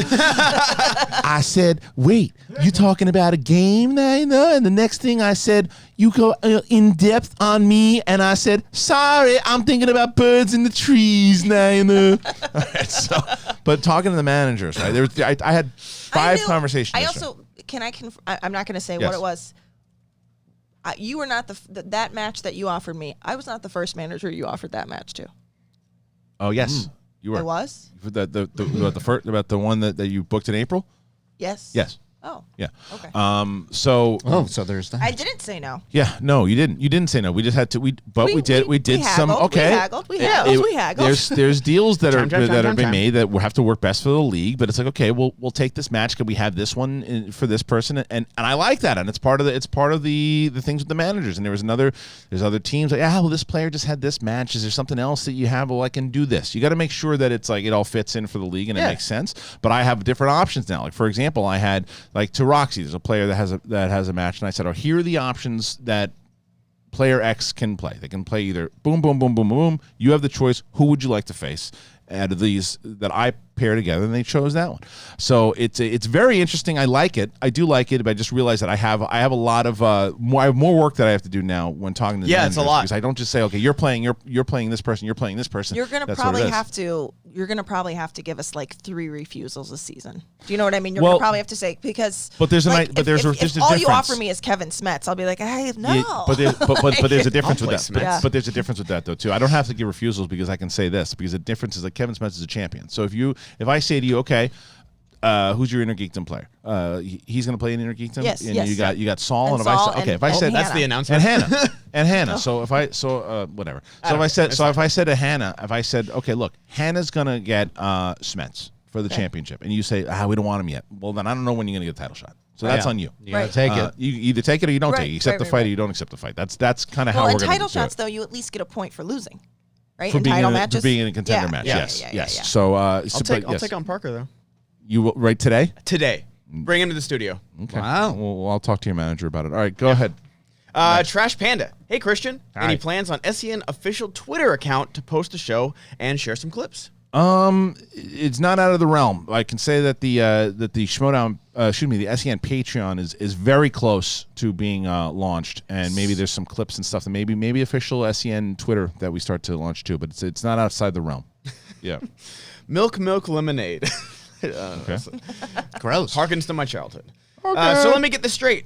Roxy wants Roca, criticizes Dagnino for taking him fourth, but she's unwilling to even trade the odd couple for the founding fathers. That means she doesn't value Roca as highly as she claims she does. Look, I called her Kaiser Soze yesterday for a reason. Yeah. She is chucking grenades in the middle of the Finstock Exchange, hoping that they tear each other apart. She's very, very smart. She knows what she's doing. She's a sports girl. She knows what she's doing, and she has no intention of trading for Roca or no. She wants them to fight amongst themselves, and she will go and she gets Dagnino rattled. Like Dagnino was on there, and Dagnino, who usually cool, calm, and collective, was like, you don't know, he was like arguing with her too. She knows how to get under his skin. Yeah. So it's like she knows exactly what she's doing because now she has the mental advantage going into Atlanta in that undercard. Because now when Roxy and Dagnino, because if Damon beats Jacobson, then right away she's going to look at Dagnino across that stage, she's going to point at him, and she's just going to go, that's one up on it I got again. Because she's beaten him before. She beat him in Chicago. Yeah. And she knows, sorry, Reilly, so sore subject. But she It is. But Need a rematch. She knows how to, she can, in the gameplay, she can outmanage Dagnino in the gameplay. But Dagnino, she also, I said this to Shannon, I was texting with Shannon today, and it was, Dagnino's a good fucking manager. He's a really good manager. He makes stupid decisions when it comes to other things outside of it, but when it comes to the game and everything else, he knows what he's doing. All right, what's next? Hold on. Hiding a porn spammer in the chat. Don't worry about this. Don't worry about the chat. The Schmo way. Will we ever see questions from The Mandalorian, Clone Wars, or something a little more out there, such as the Star Wars Holiday Special in the Schmodown Star Wars division? No. Originally, there was a plan to do that, but we're staying away from TV and stuff. What we did instead, the compromise was, so for non-title Star Wars matches, instead of 10 questions in the first round, there were 5. There are 5 questions in 6. No, is there 6? I think there's only 5. I'm pretty sure there's 6. The Star Wars no, there's 5. There's 5? Okay. if there's 6, I'm wrong, but I'm pretty sure it's 5 questions in round 1 for Star Wars. And title matches will be 10, but that way gives us more matches, gives us more questions to ask throughout the movies, and so there you go. There's 5. I wouldn't mind Mandalorian, but Clone Wars, God, that's so much. Clone Wars a lot. Yeah. Clone Wars Mandalorian, you could do it right now. Yeah. We only have, what, 6 I episodes? might even compete in Mandalorian. You know what I'm saying? Yeah. Good luck. Who is the Mandalorian? Not Pedro Pascal. Not Pedro Pascal. And you don't have to worry about the Chappies. Miss Movies is in there, and she is exterminating. Perfect. I love it. Yeah, Love it. It's great. Yeah. The Schmo. That's Johnny Tsunami. Classic Disney movie. Ooh. You know, Christian, I gotta tell you, those burps are pretty rotten and make me want to puke. Yes. Maybe we can reel them back a little. Thanks, bud. Oh, boy. Oh, You tell me no. Fuck off. Oh, that's what I was gonna say. I was gonna say, Here's a first rule of Burp Club. Yeah. If you mention it, it's going to just double down. Yeah, that's exactly right. Better be careful. ball I'll bag stand the up- bagel boy. I'll stand up on this table and rip one. Don't do that. Garbage. If there's one, I'll take the regular schmegula over that. Oh, did I tell you how much Sadie hates the regular schmegula? No. Do you got it? Let me get the regular. The regular schmegula.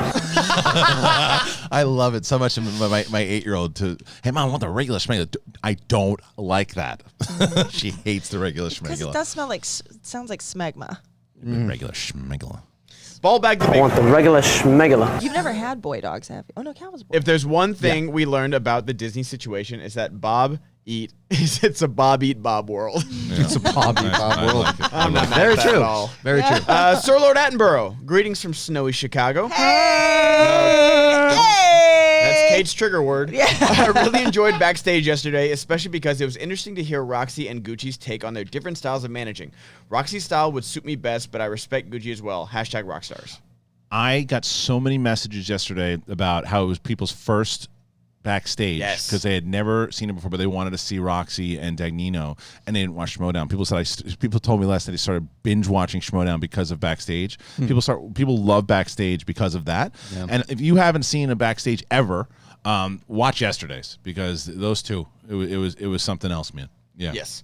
Rob Mack, I can't wait for Atlanta this Saturday. I'm rooting for Dan, but I have a feeling that Ben will come out on top. Yeah. Will Jen Sturger be in Atlanta for the show on Saturday? I'm asking because I know the AEW pay-per-view is happening at the same time in Chicago. No, and that's why we won't have her for because of that. She's going to be at AEW, so we won't have Jen for Saturday. Brad Gilmore will be doing the post interviews. But he will wear a really cute dress. Yes. Yes, and some solid pumps. Yes. But And have a cute dog. But Jen will be back for Free for All. She'll be there for all the studio matches, and then Jen's going to be. We're hoping she's going to be in Houston with us. I think she will be for. As long as she had the studio matches with Kevin, I'm all about it. Yeah, That's your puppy. Yeah, I know. Dave Thomas, founder of Wendy's. Oh wow, welcome back. I thought he passed away. He sure I thought he did. passed away. Where's Peter Pan's favorite place to eat out? Wendy's. Wendy's. Makes sense. He took his earphones off and went, I'm going to Neverland. All right, listen. Not that Neverland. I know. You just went there, you creep. Sir Lord Attenborough. Hi. Hey.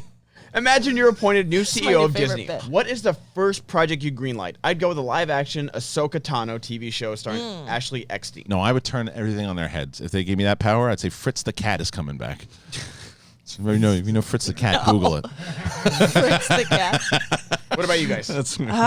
First movie. Live action Fritz the Cat. Yeah. What's the first thing you greenlight for Disney? For Disney, I greenlight a Luke Skywalker Ben Solo movie.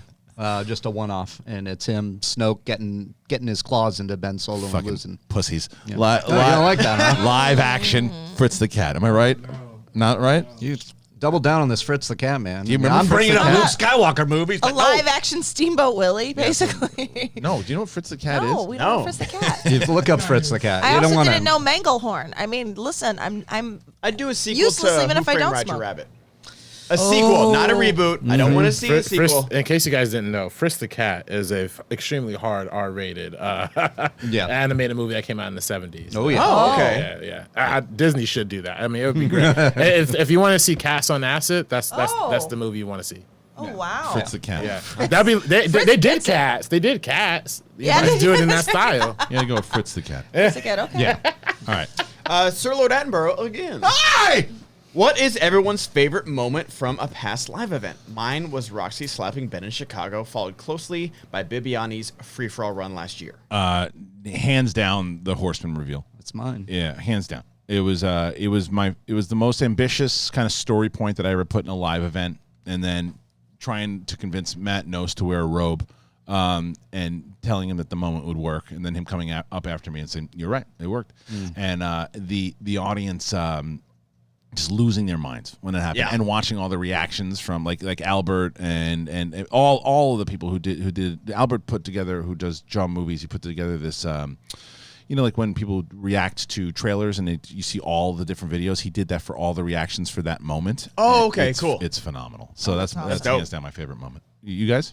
That's it's mine. That's your favorite. Rb3, you worked a lot of them. Anyone that you? That Horseman reveal is probably up good. there for me too. Yep. All right. What's next? Cool. Tyler Eklund. Hey guys, just got my wisdom teeth out this morning. Oof. Still watching live. Any advice? Yes. Pain For wisdom meds? teeth? Yeah. Also, if they cauterizing is what they tend to do now versus doing the stitches, but there's a much higher chance of them reopening. So the drink with the straw thing's real. Also, so that you don't get dry sockets. What's worse than dry sockets? Like, that phrase is awful. But you can take actual cloves, which have like real cloves, and you'll get a little high, but you can put them in your. You just sold it. And you just like chew on them. You just like keep them back there. Well, let me tell you. I have all my wisdom teeth still. Let me tell you what not to do. Do not get your wisdom teeth taken out, and then the day later drive from Florida to Los Angeles. Is that what you did? Yeah. Holy shit, dude. Don't do that. That's insane. Yeah, I was laid up for a while. God. And that was my dad. I was like, "What? My wisdom teeth are hurting. Why are you saying pull over?" Fish food. I feel like treadmill nugs. He snuck one in again. Did you eat a treadmill? Just hold my hand. nope. Don't touch me. No, he ate two. He ate two nugs. I feel like Goddard comes off as rude during backstage. I understand he's dealing with big personalities, but sometimes I feel like the conversation to flow naturally. It honestly kind of turns me off to the show. Oh, you were a little mean to Dagnino yesterday. You were yelling at him, but I also think it's because there was a Horseman kind of team up against Roxy. It was more just like the conversation wasn't going anywhere. Roxy was saying Dagnino's a bad manager. Dagnino's saying he's not, and this is what he does. All I will say is this, it was going on for 45 minutes. And I get it, but here's the thing: that's at that point, that's Roka's job. He's hosting the show. Sure, but I do understand. I do, because it's frustrating. And I said to you yesterday, we're on the same team, because when it comes to when you're trying to get through these questions and people decide, well, I want to answer it too, and then you're here until 4:00 in the afternoon. And yesterday, I will admit, I was a little testy because we tried the stream 2 times before it worked, and so I was in a bad mood. All good. West Side Nerd. Good morning to my favorite YouTube morning show. Thank you. Yes. You guys rock. Question: have any of you been watching the Harley Quinn show in DC Universe? It's really effing good. Give it a go, because now you know. How you doing? We get this question all of the time, and I hear amazing things about this show. Yeah, I mean, Winston from Matt Serra. won't quit about it. Like he loves it. How much is the DC app a month? I think you should wait until HBO Max comes out, because I think it's gonna do like the Hulu thing with Disney. Oh, I wanted to ask Roxy about this. Or you just do it like I know you have to negotiate to watch anything, but they probably have like a free trial or something like that you could do. But it's this Friends thing. Yeah. It's bullshit, right? No. It's no. Oh, bullshit in the fact that it's not even an episode. No. They're just doing like a reunion show. Yeah, Who was it I saw on Twitter basically say it's going to be an expensive clip show? Because they're going to sit there, reminisce on the set. They're going to play the clips, and they make $4 million each. Yeah. God, good for them. I would love to see. I want to people are going to script it. sign up to that thing. It's why I didn't really like the Beverly Hills 90210 thing, because they went. That was awful. It was awful. That was awful. I was excited to get him back in the Peach Pit, but now it's like this weird. It was so stupid. This meta thing. I was so like, I wasn't even a big 90210 fan, but I said, you know what, I'm going to watch this with my wife because she was excited about it. I was like, you know what, maybe this could be a cool nostalgia thing. And then the whole it got canceled, right? Yeah, didn't last very long. Fart. Well, it's because the meta way that they went for it, I didn't understand. We just wanted to see Brandon, Kelly, Brenda all back together in the Peach Pit. That's it. But we got something different, and it didn't work. What's next? Tim Sim.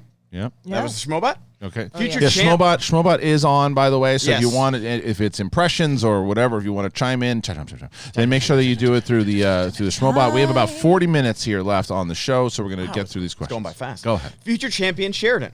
I don't know if I'm hurting or helping your business by saying this, but just to be sure, if I become a $10 Patreon on March 1st, do I get the Atlanta event, the Throwdown, the Free-for-all, and the unlimited access to the Meaning of podcast, #Den for life? You would.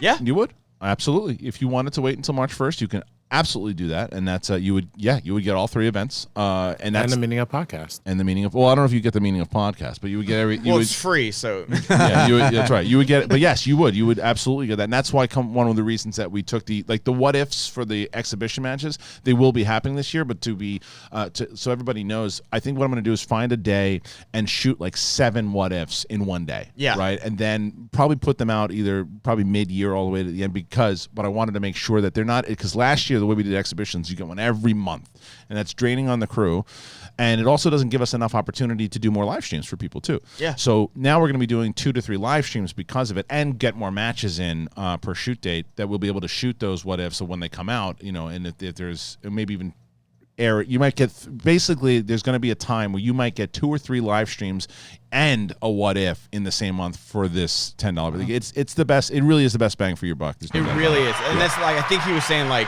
Should I stick around? Absolutely, you should stick around after March. No, what he's saying is because not joining, and I get what he's saying, and not joining Patreon today. Yeah. Right?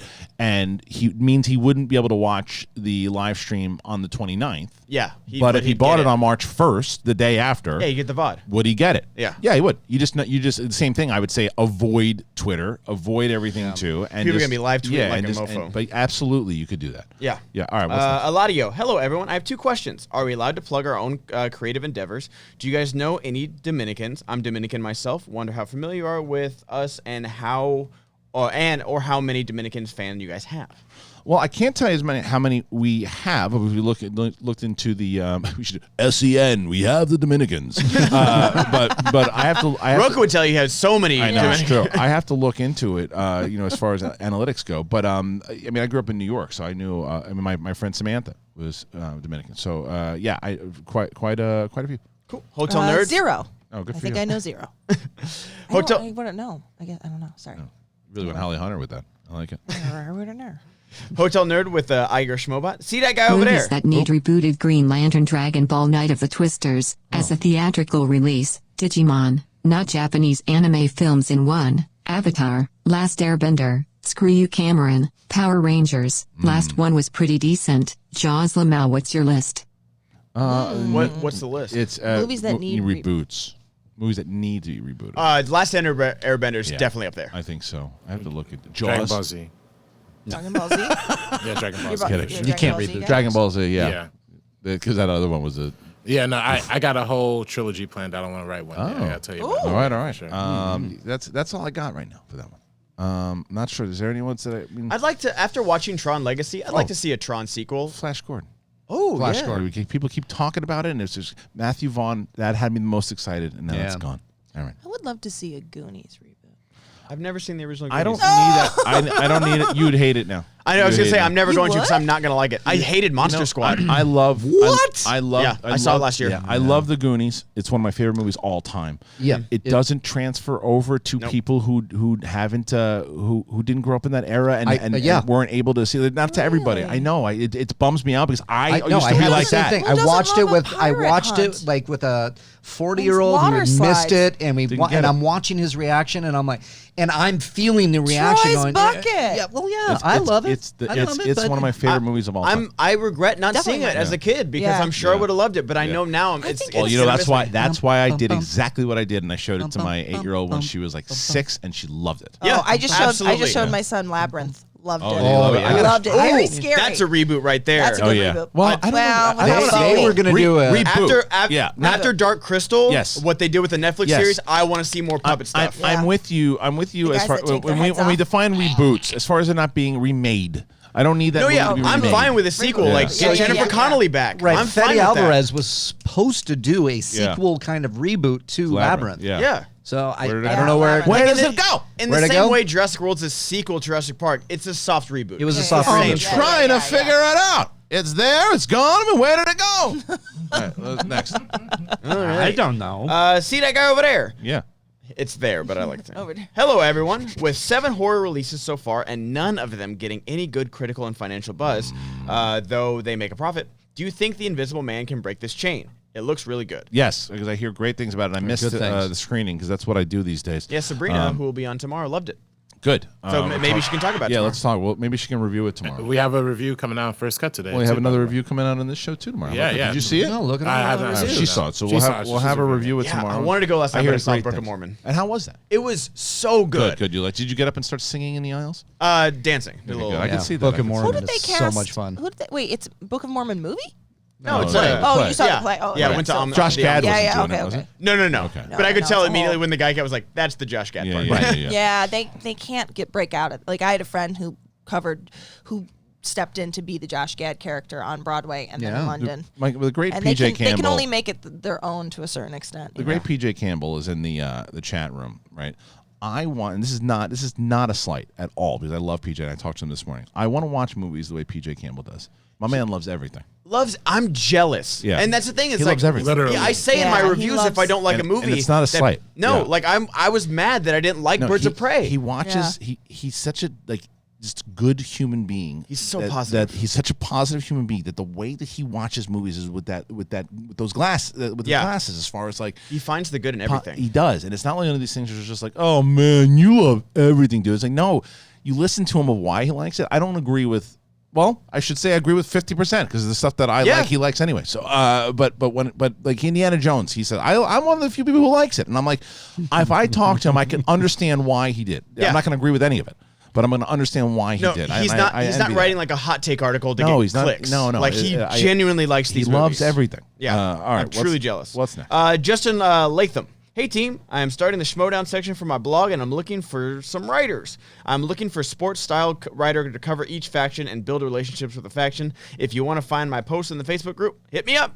Cool. Sounds good. Right. There you go. Joe the Giant. Hello. Looking forward to attending the Atlanta live event. I think Damon and Bateman will walk out victorious. I think you're half right. What's your half? Oh, Damon's going to win. So you don't. You still got Dan. You still got I both of my things I'm 100% sure. I'm 100% sure Damon's going to win, and I'm 100% sure Dan's Wow, going to win. 100%. No doubts. Wow. And those are no slights because I know. both Emily and Ben are great competitors. I mean, it's not a stupid thing to say. I mean, Dan has never lost He's a live event. never lost a live event, Ever. including the free-for-all. And he's never lost. He's gone for the championship 3 times. He's never lost. What was his number in the free for all last year? When did he get? I think he was introduced? like 28 or something. That's not that late. No, it was like No. He had to fight. He still had to Yeah. fight. I think it was. Even if he was 30, he still got to fight through like. And 10 it people. It's wasn't- not, no Bibiani level. And it wasn't No, like no, the I last know. table, you win that one table, and everybody's done. Right. No, No. He You can't- had to eliminate Yeah, he had to one fight. by Yeah, no, one. I- that And last he final. didn't For some walk reason, in- I remember him coming out later, but okay. No, he didn't walk out to like Dagnino and Brett. He walked out. When he was out there, he was fighting against Draco and Snyder, Janine and JTE. No, he had to fight, but again, taking nothing Christian away is from officially the Bibbs. Bonnie of film premieres because Hess busy promoting the meaning of podcast. It's true. Also check out the Hotel Nerd podcast available on most major stream platforms. True, I have Hey. I have definitely been doing a Bonnie on that level for sure. Joe the Giant. Just a Joe. Send Fanatic. Hey guys, love what you're doing and keep up the awesome work. I don't mean to be critical, but can you please try to not talk over each other? Yes. It is difficult to, especially for us audio Hey listeners. guys, question other than Looking the Star forward Wars to the match Episode 1, this what is the weekend. never No, I'm gonna movie keep that you had lied to yourself that was good movie? Christian, can we get Box Got a lot stuff to send you, my friend? Yes, we need to set up a box office. I'm going to do that next week. A P.O. box. P.O. We need to box. set up a box. I'm We're gonna gonna set up do a that box next week, office, and you put all your money in. I'm going to set that up next week. I'm going to print it out, and I'm going to Yeah. staple it to your hand so you sign it. Yeah, and we probably have to do it through a different What was way. the question? What is a newer movie or never movie? Well, What is let's start with the first part of that. Okay, sir. First, the question is, I couldn't agree more. I hate when we talk over each other. It drives me crazy, and I shut down when they do when people do it. It drives me nuts. It's just a matter of rhythm because you get into it's part of that conversation where you get fired up and you want to talk and you have to. You're not really paying attention to. Oh wait, there's people listening to this on their in their drive to work or at the gym. You got to be conscious of that. It's a thing that it's. Everybody in this room is guilty of it, myself included. As far as the other question goes, I think maybe we'll get back to him when we go back. Yeah, I'll get back to him. All right, go ahead. So we just got SEN Fanatic, Facetious Christ, chime in here. Chime. Thank you. Thank you. Arcadio with the Schmobot, chime in. Doc, hi everyone, love SEN Live. Kristian, love your work, brother. Am new to Schmodown and I'm really into it. Haven't chose a faction yet, but I'm leaning towards Finstock because Dagnino's hilarious. Good luck with it.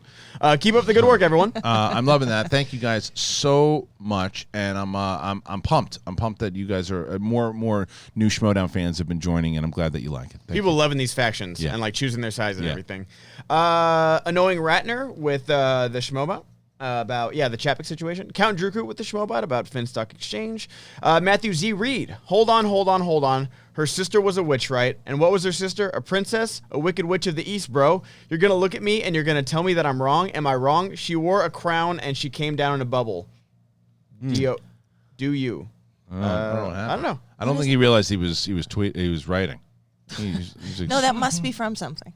Right? I think that's from a video that went viral by somebody talking about the Wizard of Oz. Yeah, that's really? where I think it came from. Yeah, we didn't. Hotel Nerd with the Schmobot. C3P Diddy with the Schmobot.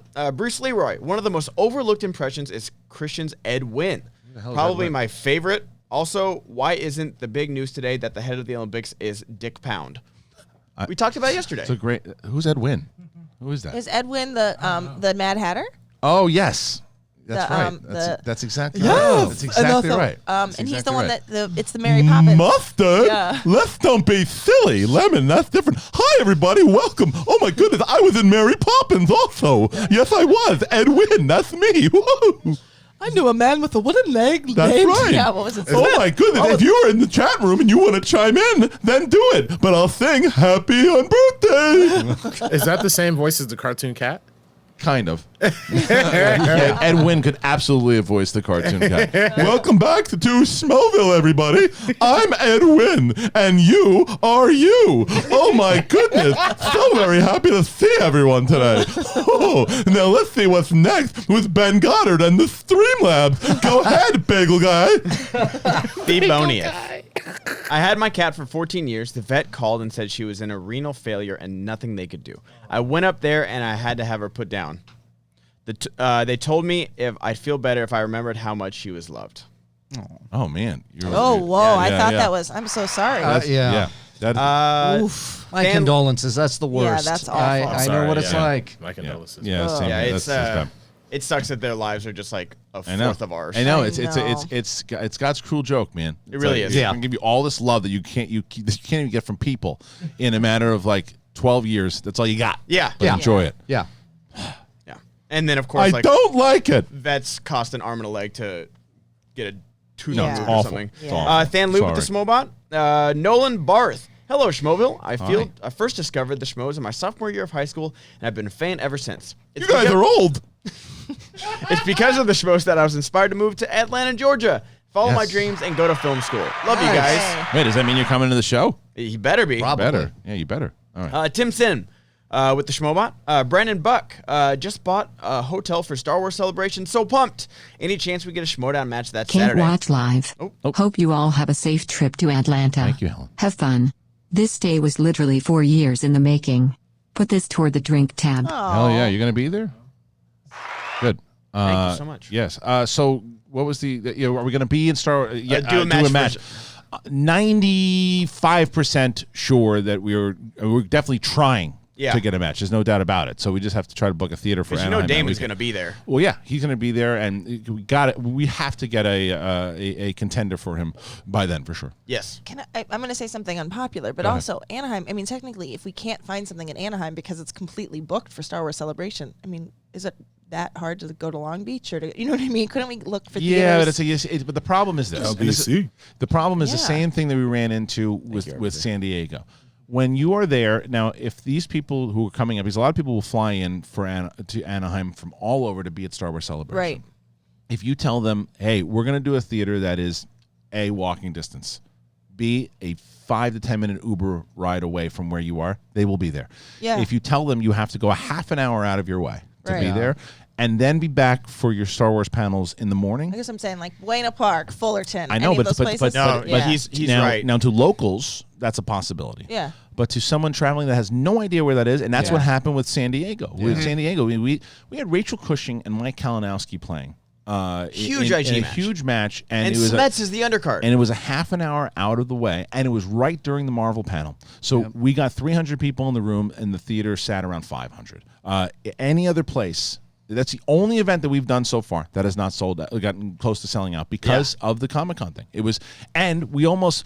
We had to move the time of it and everything too because it was around when that Marvel match was happening. It was Marvel Hall H announcing their entire slate of like Mahershala being Blade and all that. It was so horrible timing, and we still got 300 people in the room for that match. But it was that so I'm that's just tough. saying like it just seems like such a dicey business proposition because the rates in those theaters are going to be exorbitant. Not as Star bad Wars. as you think because the rate for the Chicago theater was not that bad, and that's Chicago. Chicago's massive compared to Anaheim. True.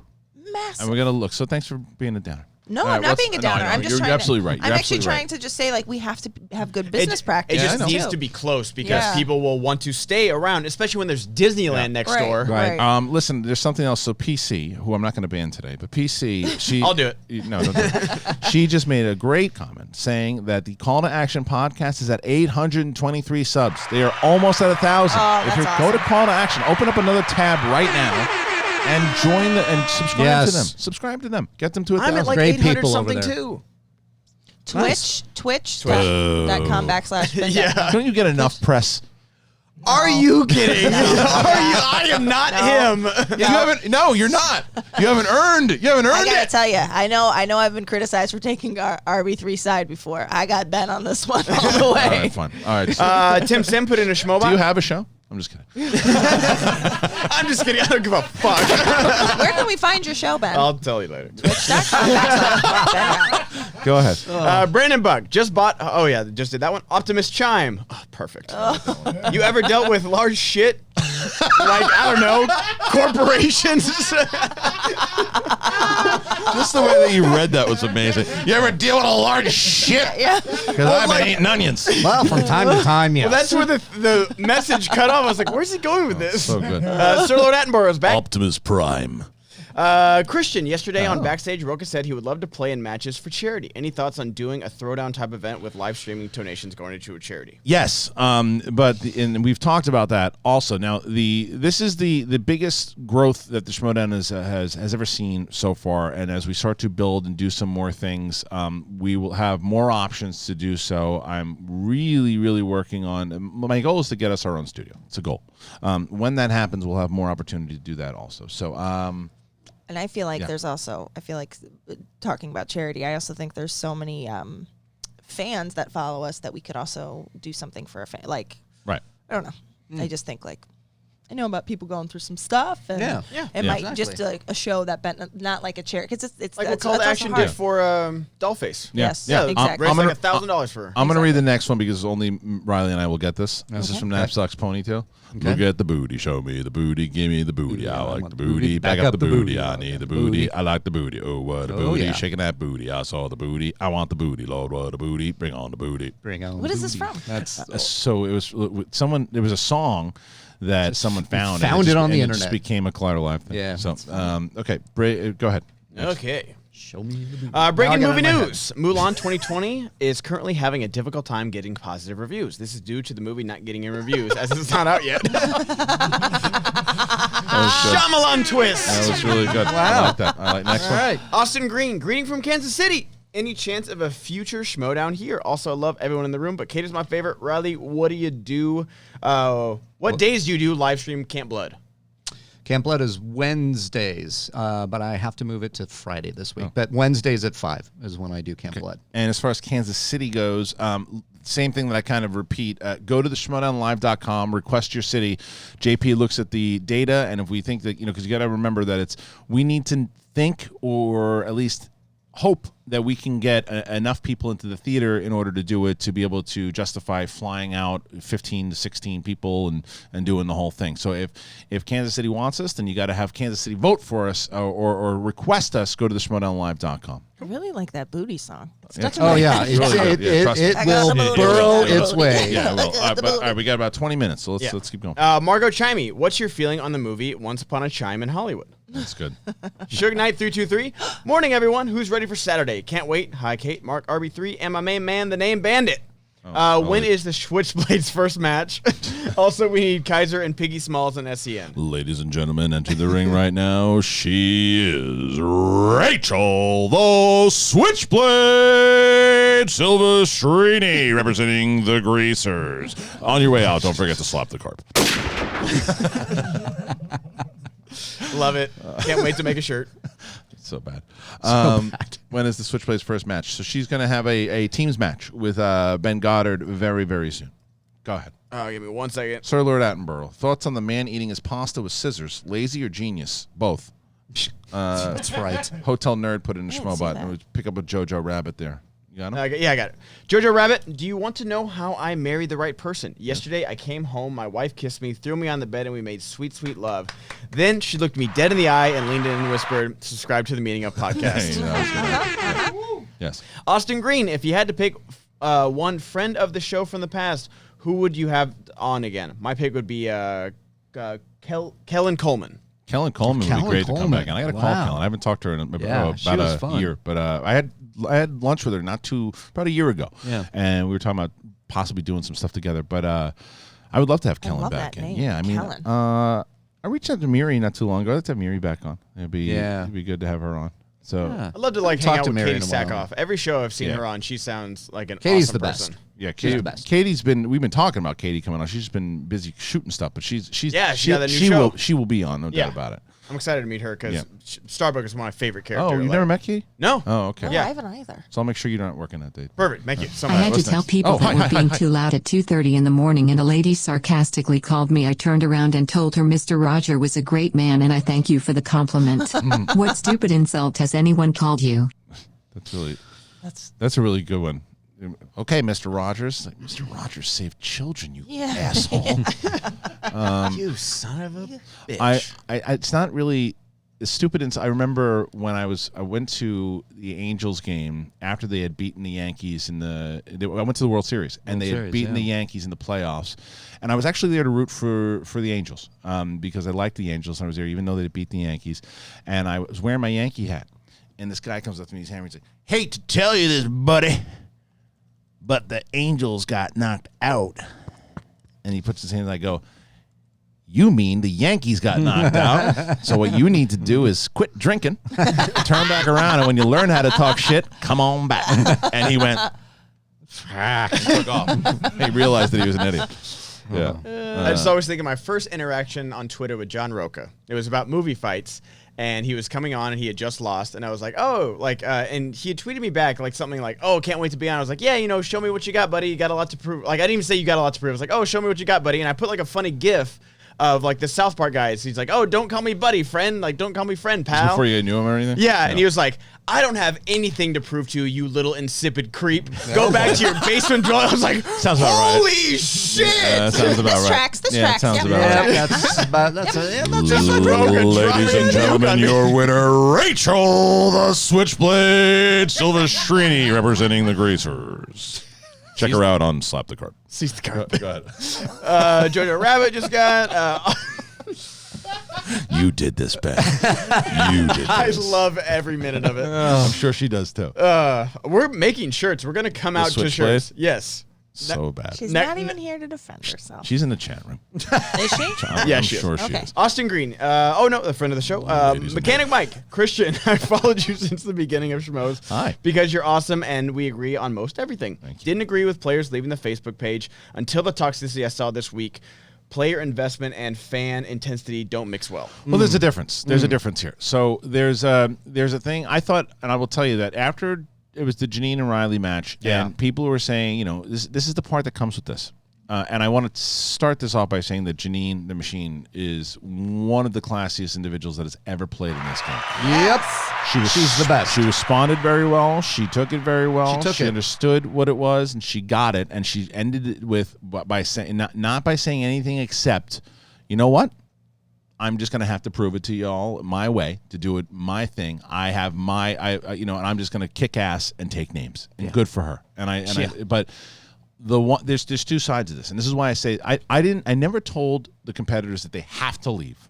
My recommendation is that they should, because if we are treating this like a sport, fans should have the option and ability to say, and I made this point to someone too. Frank Janisch on the Schmoedown Rundown 2 years ago, right before you won your second title, made a whole piece about how it was time for you to step down. I remember that you were done. Yeah. That it was over. That you just were not. That you were not up to par to the new league the way that it was, and you shoved it up his ass by saying, "Oh, I just won a championship." I did. You did. Fucking pissed me off. But it was. That is Frank's job as an analyst to do whatever he wants to, and it's the same thing as fans. And the thing is, if they are respectful. That I do not mind the conversation. It is part of what it was respectful what Frank did for me. It was, and there was a lot of conversation inside of it and it depends on how you say it and what you do. Now, you also have to realize though, as a fan, that this is a different interactive page than most places, right?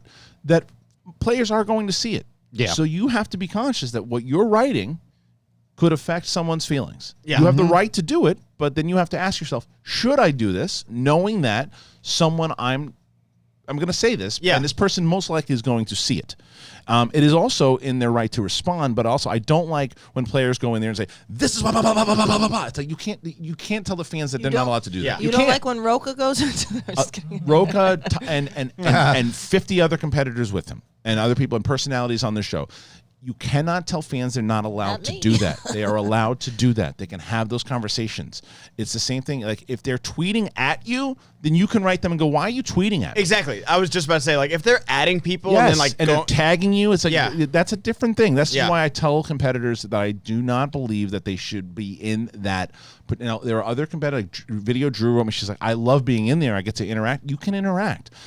But I'm going to start deleting comments from competitors when they get too touchy and when we're treating it like a sport now. This is not for fans. This is not just friends playing trivia anymore. This is the thing that we're trying to do. So you have to know what comes with this thing. You have to. You choose to play your first match, and things have evolved from other players from when it started than what it is now. People know what it is now. Yeah. So that's but what also for fans, if you come in with some nonsense, prepare to get clapped back. That's right. And it's also and if there's hateful stuff going on, and it's stuff that is if it's on appearance or race or anything like that, you're fucking out of there. You're done. Exactly. That's that we're not going to put up with. But saying that someone, I don't think that this person is having a great season, and I think that maybe so and so should trade them, and it's part of the game. Yeah. It's part of it now. So people have to to realize it. All right. Rob Mack. Okay, I wrote a letter with a quill and ink, and the Raven is on its way from Toronto to LA. Nice. It may take a few days, so let me know when it arrives. Wait, never mind. The Raven just froze because it's snowing here, and birds don't like that. Back to the drawing board. Nice. I respect you writing a letter, though. Chime Baka. Nice. Make sure to check out my new movie, Rise of the Chime Walker. Nice. Well done. Jim Mason with the Schmobot. Steve Bonius. Chris Evans' dad is the dentist. Cool. Okay. Dick Van Dyke. Chime. Chris Adams' dad is a dentist. Chris Evans' dad is a dentist. Yeah, gotcha. It's going full method. That's okay. B. Arthur can get it. She sure can. Movies currently on my iTunes rental queue. Which should I watch first? Dr. Sleep, Peanut Butter Falcon, Jojo Rabbit, Knives Out, Child's Play 2019, Stop or My Mom Will Shoot. Well, Child's Play can go last. Yeah. Well, it's obviously Stop or My Mom Will Shoot. Stop! I remember shoot. God, all of them. Dr. Sleep. Knives Out. I love Knives Out. I love the story behind Stop or My Mom Will Shoot. Yeah, I was just about to say that is my favorite story you've ever told. What me. is it? So Stallone was telling the story. He's like him and Arnold were like. Oh, that's right. And they like hated each other, and they were serious competition for being the biggest action star. And Stallone was like got this movie, and I guess I don't know if Arnold had called or whatever. He was like, but it got back to him that Arnold was telling stories like basically what it told my agent was, like, I don't want to do this movie. It's horrible. Tell them that I want to do it. Tell them that I'm going to do this movie. And then, and they said, Slide's like, and they said, if you don't do this movie, Arnold's going to do it. He's like, he's going to do it. And he took it. He's like, and then he did it. It was the biggest box office bomb in his career. And it was an amazing. It was I remember that trailer. I remember that trailer where she's just like, she says stop, and it cuts to him outside on the ledge. He's like, "Oh, my mom will shoot," and I was like, "This is so ridiculous." Wow. Stop. It's Ma Fratelli too, right? It is. No, it's Estelle Getty. Yeah, that's not Mom Fratelli. Ma Fratelli. Mom Fratelli is from Goonies. Yeah, but I'm saying, isn't it the same actress? No, it's I thought you were talking about. Golden No, I thought you. Yeah, sorry. Sorry. Yeah, the Fratellis. Right. But out of those, I'd go Knives Out first. Okay. All right. Yeah. What's Peanut butter next? Keep going. Tal Shakamal with the Schmobot, Wiley Todd with the Schmobot, Sir Lord Attenborough. No Time to Die is going to clock in at 163 minutes, making it the longest Bond film to date.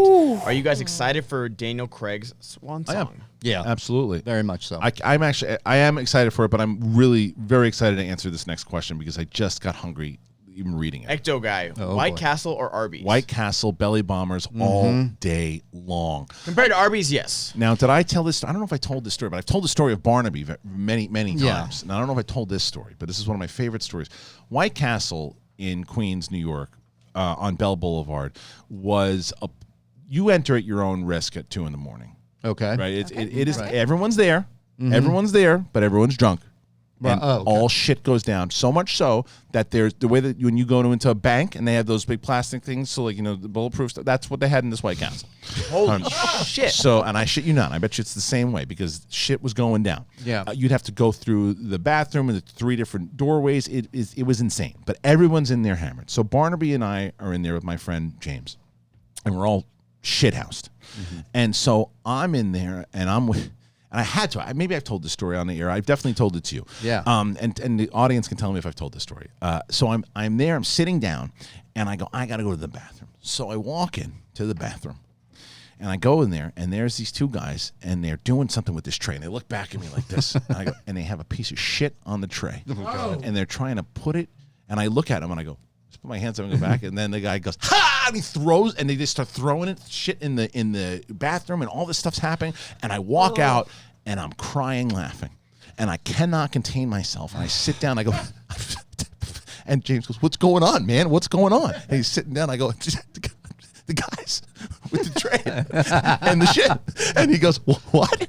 And then these guys come out, and they have a tray, and it's got a big piece of shit on it, and they put it on the table. They're crying, laughing, and they walk out. Oh, God. So Barnaby, he gets up, he sees it, and he picks up the tray, and he flings it across the restaurant, and it hits the wall, and he goes to the White Castle lady, and he goes, this is disgusting. I want my money back. And they gave him back his money. This is the same guy who clipped the locks with everything, too. Oh, God. And it was, I mean, he's like, I can make $5 back. No, he did. He did. And he's like, I ate for free. All right, sorry. How can you ever want to go to White Castle again after that That's story? disgusting. I don't remember that The burgers delicious. MSN admin Ben. Hey, gang, a great movie poster is the one for Phantom Menace with Anakin in the desert with the Vader shadow. Oh, that's a beautiful poster. Yeah. Very cool movie poster. Also love you guys. Have fun in Atlanta. Excited for the match. Schlong. Yes. Thank you. Very right. Juan Martinez. Hello, SEN crew. So happy to see Mark Reilly on the show again. Huge fan of his horror show, Camp Blood, and can't wait for tonight's episode. Well, that's going to be on Friday. It's going to move Friday. Congrats, Reilly, for having the best horror show on the YouTube. Yes. Yeah. Did I say trailer? I meant on the tray. Sorry, on the tray. Gutty Alvarez. For the never mind. Yeah. Okay, go ahead. I just wanted to say real quick, just for the Phantom Menace poster, I had to write a whole paper on that Phantom Menace poster. That's beautiful, man. It's a good poster. Yeah, I want to read that paper, man. That hypes people up for that movie. Yeah. Gutty Perfect Alvarez. symbolism. Hi guys, I want to watch the live stream on ATL and watch it live, but I'm gonna be on a trip. My question is, can I pay for the live stream and watch it the event the next day? Yes, 100%. Yeah. Or is it the live stream that, thanks guys, greetings from Mexico? No, you can do it. If you just buy the live stream as itself, a link will be sent to you. You will have access to it until it is no longer available, which should be about a week. Or you could just become a patron, and you can watch, and you'll have that access no matter what. So yes, you don't have to watch it day of. You'll have access to it. All right. Hotel Nerd with the Schmobot. Haskell 420. Hey gang, Kevin Smets & Co. tweeted out a final trailer for the upcoming prequel about the Jedi Revan, Star Wars Revan, the series. Cool. It's probably his that he. Sounded like High School Musical, the musical, the series right there. Yeah. Following Reverend Malik, Mitra, the Jedi, as they get drawn into the galactic conflict known as the Mandalorian Wars. It's awesome. Yeah, because he did this. That's how I first met Kevin. Kevin did this whole thing off of Knights of the Republic where he edited this whole story together. It was really, really. I mean, you guys are a brilliant editor, and he's a big fan. He's really good. Yeah. Okay, what's next? Okay. Anything? Is that everything? No. We got a lot. Okay. The K Wolf. I know we got a hard out today. The K Wolf having a tough day at work, and this show is the only thing that saves my sanity. I am hyped for the matches this Saturday. I have Emily and my boy Bateman winning in very close matches. Team Bateman for life. Yes. Dylan Frost. Hey gang, looking forward to seeing you in Atlanta this weekend. If you're looking for good pizza, Fellini's is the best in all ATL. Okay. Best burger is Grindhouse, but the best thing Atlanta has offer is the meaning of podcasts on the First Cut Network. That's good. You know where I'm going? I'm actually my buddy who lives in. And this last time I was in Atlanta when I was there for the Ant-Man set visit. I went with a buddy of mine from college. I went to this steakhouse called Bones. I'm going there. I'll tell you that much. I heard the lemon pepper wings in Atlanta. Okay. Delish. Okay. All right. Yeah. All right. I'm ready for some good barbecue for sure. Selma, just wanted to say I did enjoy yesterday's format of having Ben read the Streamlabs and Super Chat. He was able to bring everybody back to the questions seamlessly. No, I like it better too. that. I think I like it better also because it allows me to then concentrate more on the conversation too. Yeah, So I agree. absolutely. Dawson And Ben DeMars. can read, so that's good. I've been on the phone with my dad for an hour about TV and streaming services, so I'm watching you on mute. Looks like a great show. Begs the question, what are your cable streaming services setups? Please help my dad. He says he pays $100 a month for Dish. Look, these old people and my wife are the only people who love these things. Like I can't get rid of it. I want to get rid of it so badly. Yeah. Changed my life, man. It's Can we get Roku, Sasha Pro man. Raver mouth of 1,000? You know what? Katerina Sackhoff, Bonnie with Hey Alex sitting in between the white women and Rb3 Engineering, and Harloff trying to keep the ship afloat. And I guess Mother Kate can be there too. Okay, thank you. Good. Well, look, Warrior, we like I think that was before what you said. A lot of different people have come in and out of the Schmoes Know family. You know, there's so many people that once my goal, we get a new studio, is to be able to bring in a lot of new people, a lot of old people. So we're working on it. Absolutely. Right, next. I won't be there. Don't worry. No. Don't worry. Yeah. Don't worry. No, you can come. Don't worry, Warrior. Now I Fox won't be there. Ponytail. Do you what want about to sing Salma? this one? What about Salma? I just did that. You Oh did no, that? that was a didn't different answer. one. Sorry. Want to wish Iger the best. He has given me the best content of my teenage adult life. I know people are worried about Chapek, sorry. But he has a legacy to follow up, so all he needs to do is stay the course. Thoughts and prayers to him. Not going to be easy. No, Knapsack's Ponytail, who is an avid Streamlab competitor. That one we're not going to read here, my man. That's it's still it's. I mean, you know what, Kate? If you want to read it, you can read it. But I'm not reading. I'm not reading that either. Do it in a voice. Oh. Finger bang, bang, bang, finger bang, bang, bang, bang. I'm going to finger bang you into my life. Girl, you like to finger bang, and it's all right. Is it the South Park song? I think so. I'm the king of the finger bang. Yeah, that's right. I'll just finger bang you every night. Bang, bang, bang, bang, bang. It's like Holly. Thank you, Holly walking Hunter. into a lesbian club. I like Balls. All right. Sir Lord Attenborough. Breaking news: Steven Spielberg will not direct Indiana Jones 5. Will be forward to be Ferrari director James Mangold instead. Per Scott Mance. Oh, Mance broke Well, that. we did. Nice. Oh, we did. Yeah, we did cover that. Yeah, your thoughts. Yes, listen. Yes, that's the guy. Logan gonna do. Yes, yes. Indiana Jones. Yes, Shia. Maybe. I'm surprised you didn't bring it back to La La Land. La La Land. He's gonna sing Indiana Jones on the highway singing. Karen Allen coming back. Yes. There was a schmobot we needed to go back to also. All right, we'll Will have to you figure look for that? Yeah. Yes. Yeah. Knapsack's Ponytail. Any plans on bringing the competitor chats on Schmodown tape days like you guys did a few times last season? Yes, same answer. If I have my way and we have our own studio by the end of the year, then we'll definitely be bringing those back. Cool. And then the Schmobot about reboots with Dragon Ball. We got to that one. Yes, we did. Nadia Bethea. Firstly, I just want to say I love you all. If you want something to do in Atlanta, I suggest going on the Beltline. It's a long walk that goes way for miles in the middle of the city. It has lots of bars and restaurants for everyone to explore. Cool. Oh, awesome. Knapsack Sony Tail again. If you could have been on one Nickelodeon game show, which one would you want to be? Double Dare. Double Dare. Double Double Dare. Dare. Double Dare. Yeah, but besides that, I'd also wanted to be on. You can't do that on Yes. television. Oh, I yes. love that. Alanis I love Morissette. that. Yeah, man. Legends of the Hidden Temple for me. I don't know what that I was gonna say the same one. I Yeah. don't know that is. one. You guys are young. That's Yeah, you guys are younger. Legend of 10 was like prime 90s, and they're bringing, I think, or like the we were fucking at that time. That's son. right, baby. Chime. Greetings from Switzerland. Longtime Patreon. First Stream Lab. Thank you. Love the show. You always bring me great evening entertainment.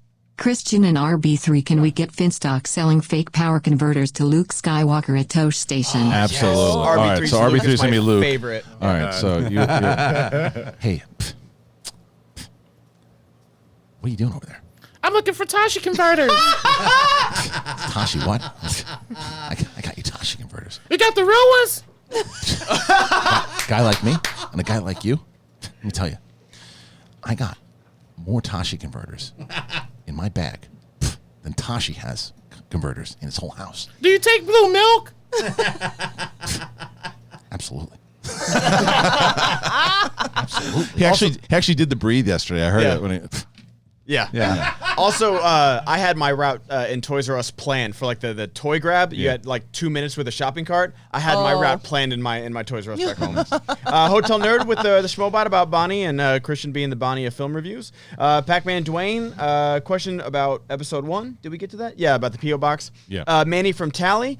Hey, gang, I'm Dominican, and Kristian, how about those Knowles being #1 in AC basketball? Yep. That's right. I said basketball. Yeah, that's right. It was not football anymore. Yeah. Those days are long gone. Yeah. Yeah. Jameis Winston took that with the crab legs. Well, they're #1 in something of football. Yeah, that's true. Crime related. No, that's the Gators. Yeah, that's sorry. the Gators. Helen led with Sorry, the Florida. Schmobot. Username, can I get an impression of Kristian saying he won't do an impression for $1? I can do an impression. Yeah, there you go. Chapstick Nailed cereal. it. I guarantee Weinstein calls his Yeah, keep going. Okay. Knapsack's ponytail. Not sure if it's been discussed by Doc Ock. Will be featured in the new Spider-Man attraction coming to California Adventure this summer. Rumors that because it's based on MCU version of Spider-Man, it might mean Octavius will be in Spider-Man 3. Okay. That's true. Michael Red Dingus, just donating because I love you guys. Thank you, Always man. great to start my mornings. Thank Appreciate it, Mike. Let me refresh real quick. Keith Zerby's had a Schmobot, and then Dwayne Burke. Make sure you watch Schmobates tonight to see me tear the Nerd Chronic apart. He says, edit this, sucker. So that's I got tagged in one of them. It said, who would be part of your heist crew? And it was me and Clark Wolf for. Nice. Dwayne's very prepared, too. Yeah. Warrior with the Schmobot about Sasha. West Side Nerd. I know it's just $1, but Kristian, I keep getting this feeling you can do more impressions from your arsenal of characters you already brought to life. Please considering digging deep, bro. It makes my day. Chime. Yeah, I don't know where they come from. It's just like sometimes it's like like split. They just want to jump out of my stupid. Right. I don't know. I got out. I finally made it. Go ahead. You want to really read these Streamlabs, don't you? Do it. Not even listening. Look at him. That's offensive. He's coming up and believing that he's the new Switchblade. I am Seize the Carp till I die. Sorry, seize this carp. Oh boy. My apologies to the disassociated people who actually have the split thing. You know what I mean? It's true. Yeah, it's true. The jumping out, split You meant personality. We were the done moon with Streamlabs. specifically. I'm overlooking at Super Chat. I'm just trying to think where we got Paranormal Activities. Super chat with Fix Jamar Jones. Exchange. Roxy Truth Bombs. Got that. Shin. I'll start. So Stephanie Hayner says the Batman, the Joker, the new trilogy gold. Yes. I don't know what that means. Me neither. Jamar Jones just with a super chat, just supporting. Appreciate that. PRL 18 going home to the Philippines after 10 years next week, and this virus is making it difficult. So yeah, I hope I have some time to watch the show. Yeah, I know. Be careful. Take your flu shots. And med up and wear those masks. Better Call Maul. The main villain in Rocky 5 and 6 and Creed 1 and 2 were real pro boxers. Could the main villain of Creed 3 be heavyweight champ Tyson Fury? Well, in Creed, 1 and 2. I don't really love when they do that, to be honest. It did work out for. I thought Drago's son was fantastic. He's so good. I thought he was great. I thought that even the final fight in Creed 1 was good, which probably the two best. Tommy Morrison was okay. It was fine. He was fine. The movie was not, but he was fine. You remember they wanted Joe Frazier to play Apollo Creed. Or Ken Norton. They wanted Ken Norton to play Apollo Creed. And thank God that he didn't. Nothing against Ken Norton, but you wouldn't have got Carl Weathers. Wasn't Mason the Line Dixon a real boxer? Yeah, too? yeah. Anthony Carver. So that's a great name, by the way. Because if you look at, I'll date Anthony Carver. Yeah, but if you look at what's his name, Mr. T. If you would have put a real boxer. If you would have put a real boxer as Clubber Lang, it's not the same. I kind of like them to do. Well, people thought Armie Hammer was going to be Drago's son for a while. Really? Yeah.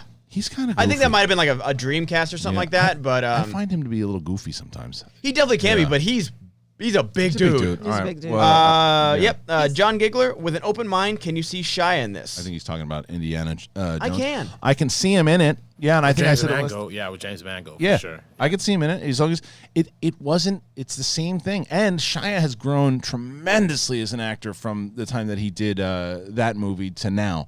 The stuff that and I think that if he was in that movie with Mangold would get certain things out of him. So I wouldn't be opposed to it as much as I hate Mutt. I wouldn't be opposed to it. Yeah. Patrick Foley, greetings from Missoula, Montana. Been a fan of Kristian before you joined Collider. I will make it to a live event one day. Please do, because we're doing some great things there. I'm excited about all the live events and everything that we've done, and we have so much more. And by the way, the free for all, man, I had some really cool news about the free for all. That if I will tell you this, if you have a chance to go to the free for all and you miss it, when you find out what happens afterwards at the free for all, you're gonna be bummed that you missed it this time. I regret, because you guys started in LA with so many live events. I regretted waiting so long. Yeah. Just because I'm a bartender, so I couldn't get a lot of Saturdays off. Which one did you go to? What was the first one you went to? San Diego. San Diego. Oh, when you worked it? I mean, it was when I was working the show, but I didn't work the event. You didn't actually ever go to one when you were a fan? No. Oh, wow. Yeah. So the free-for-all, go to the free-for-all because it's going to, I believe, if things go the way that I hope, that the free-for-all this year is going to change the landscape again of the Schmodown. So the schmodownlive.com, don't miss it. If you can get there, you should be there. 40 competitors, winner gets a title shot. Rb3. I'd like to thank everybody for joining us here. Get that live stream, schmodownlive.com. Dan Merle, Ben Bateman for the undisputed movie trivia Schmodown Championship of the World this Saturday night in Atlanta, Georgia. No show on Friday, by the way. We're taking Friday off. Kate Mulligan, Mark Reilly, Ben Goddard, Rb3. Thank you guys so much for joining us here today. Thank you for all the wonderful donations, for everything that you do for the show. We love you to death. We'll see you tomorrow.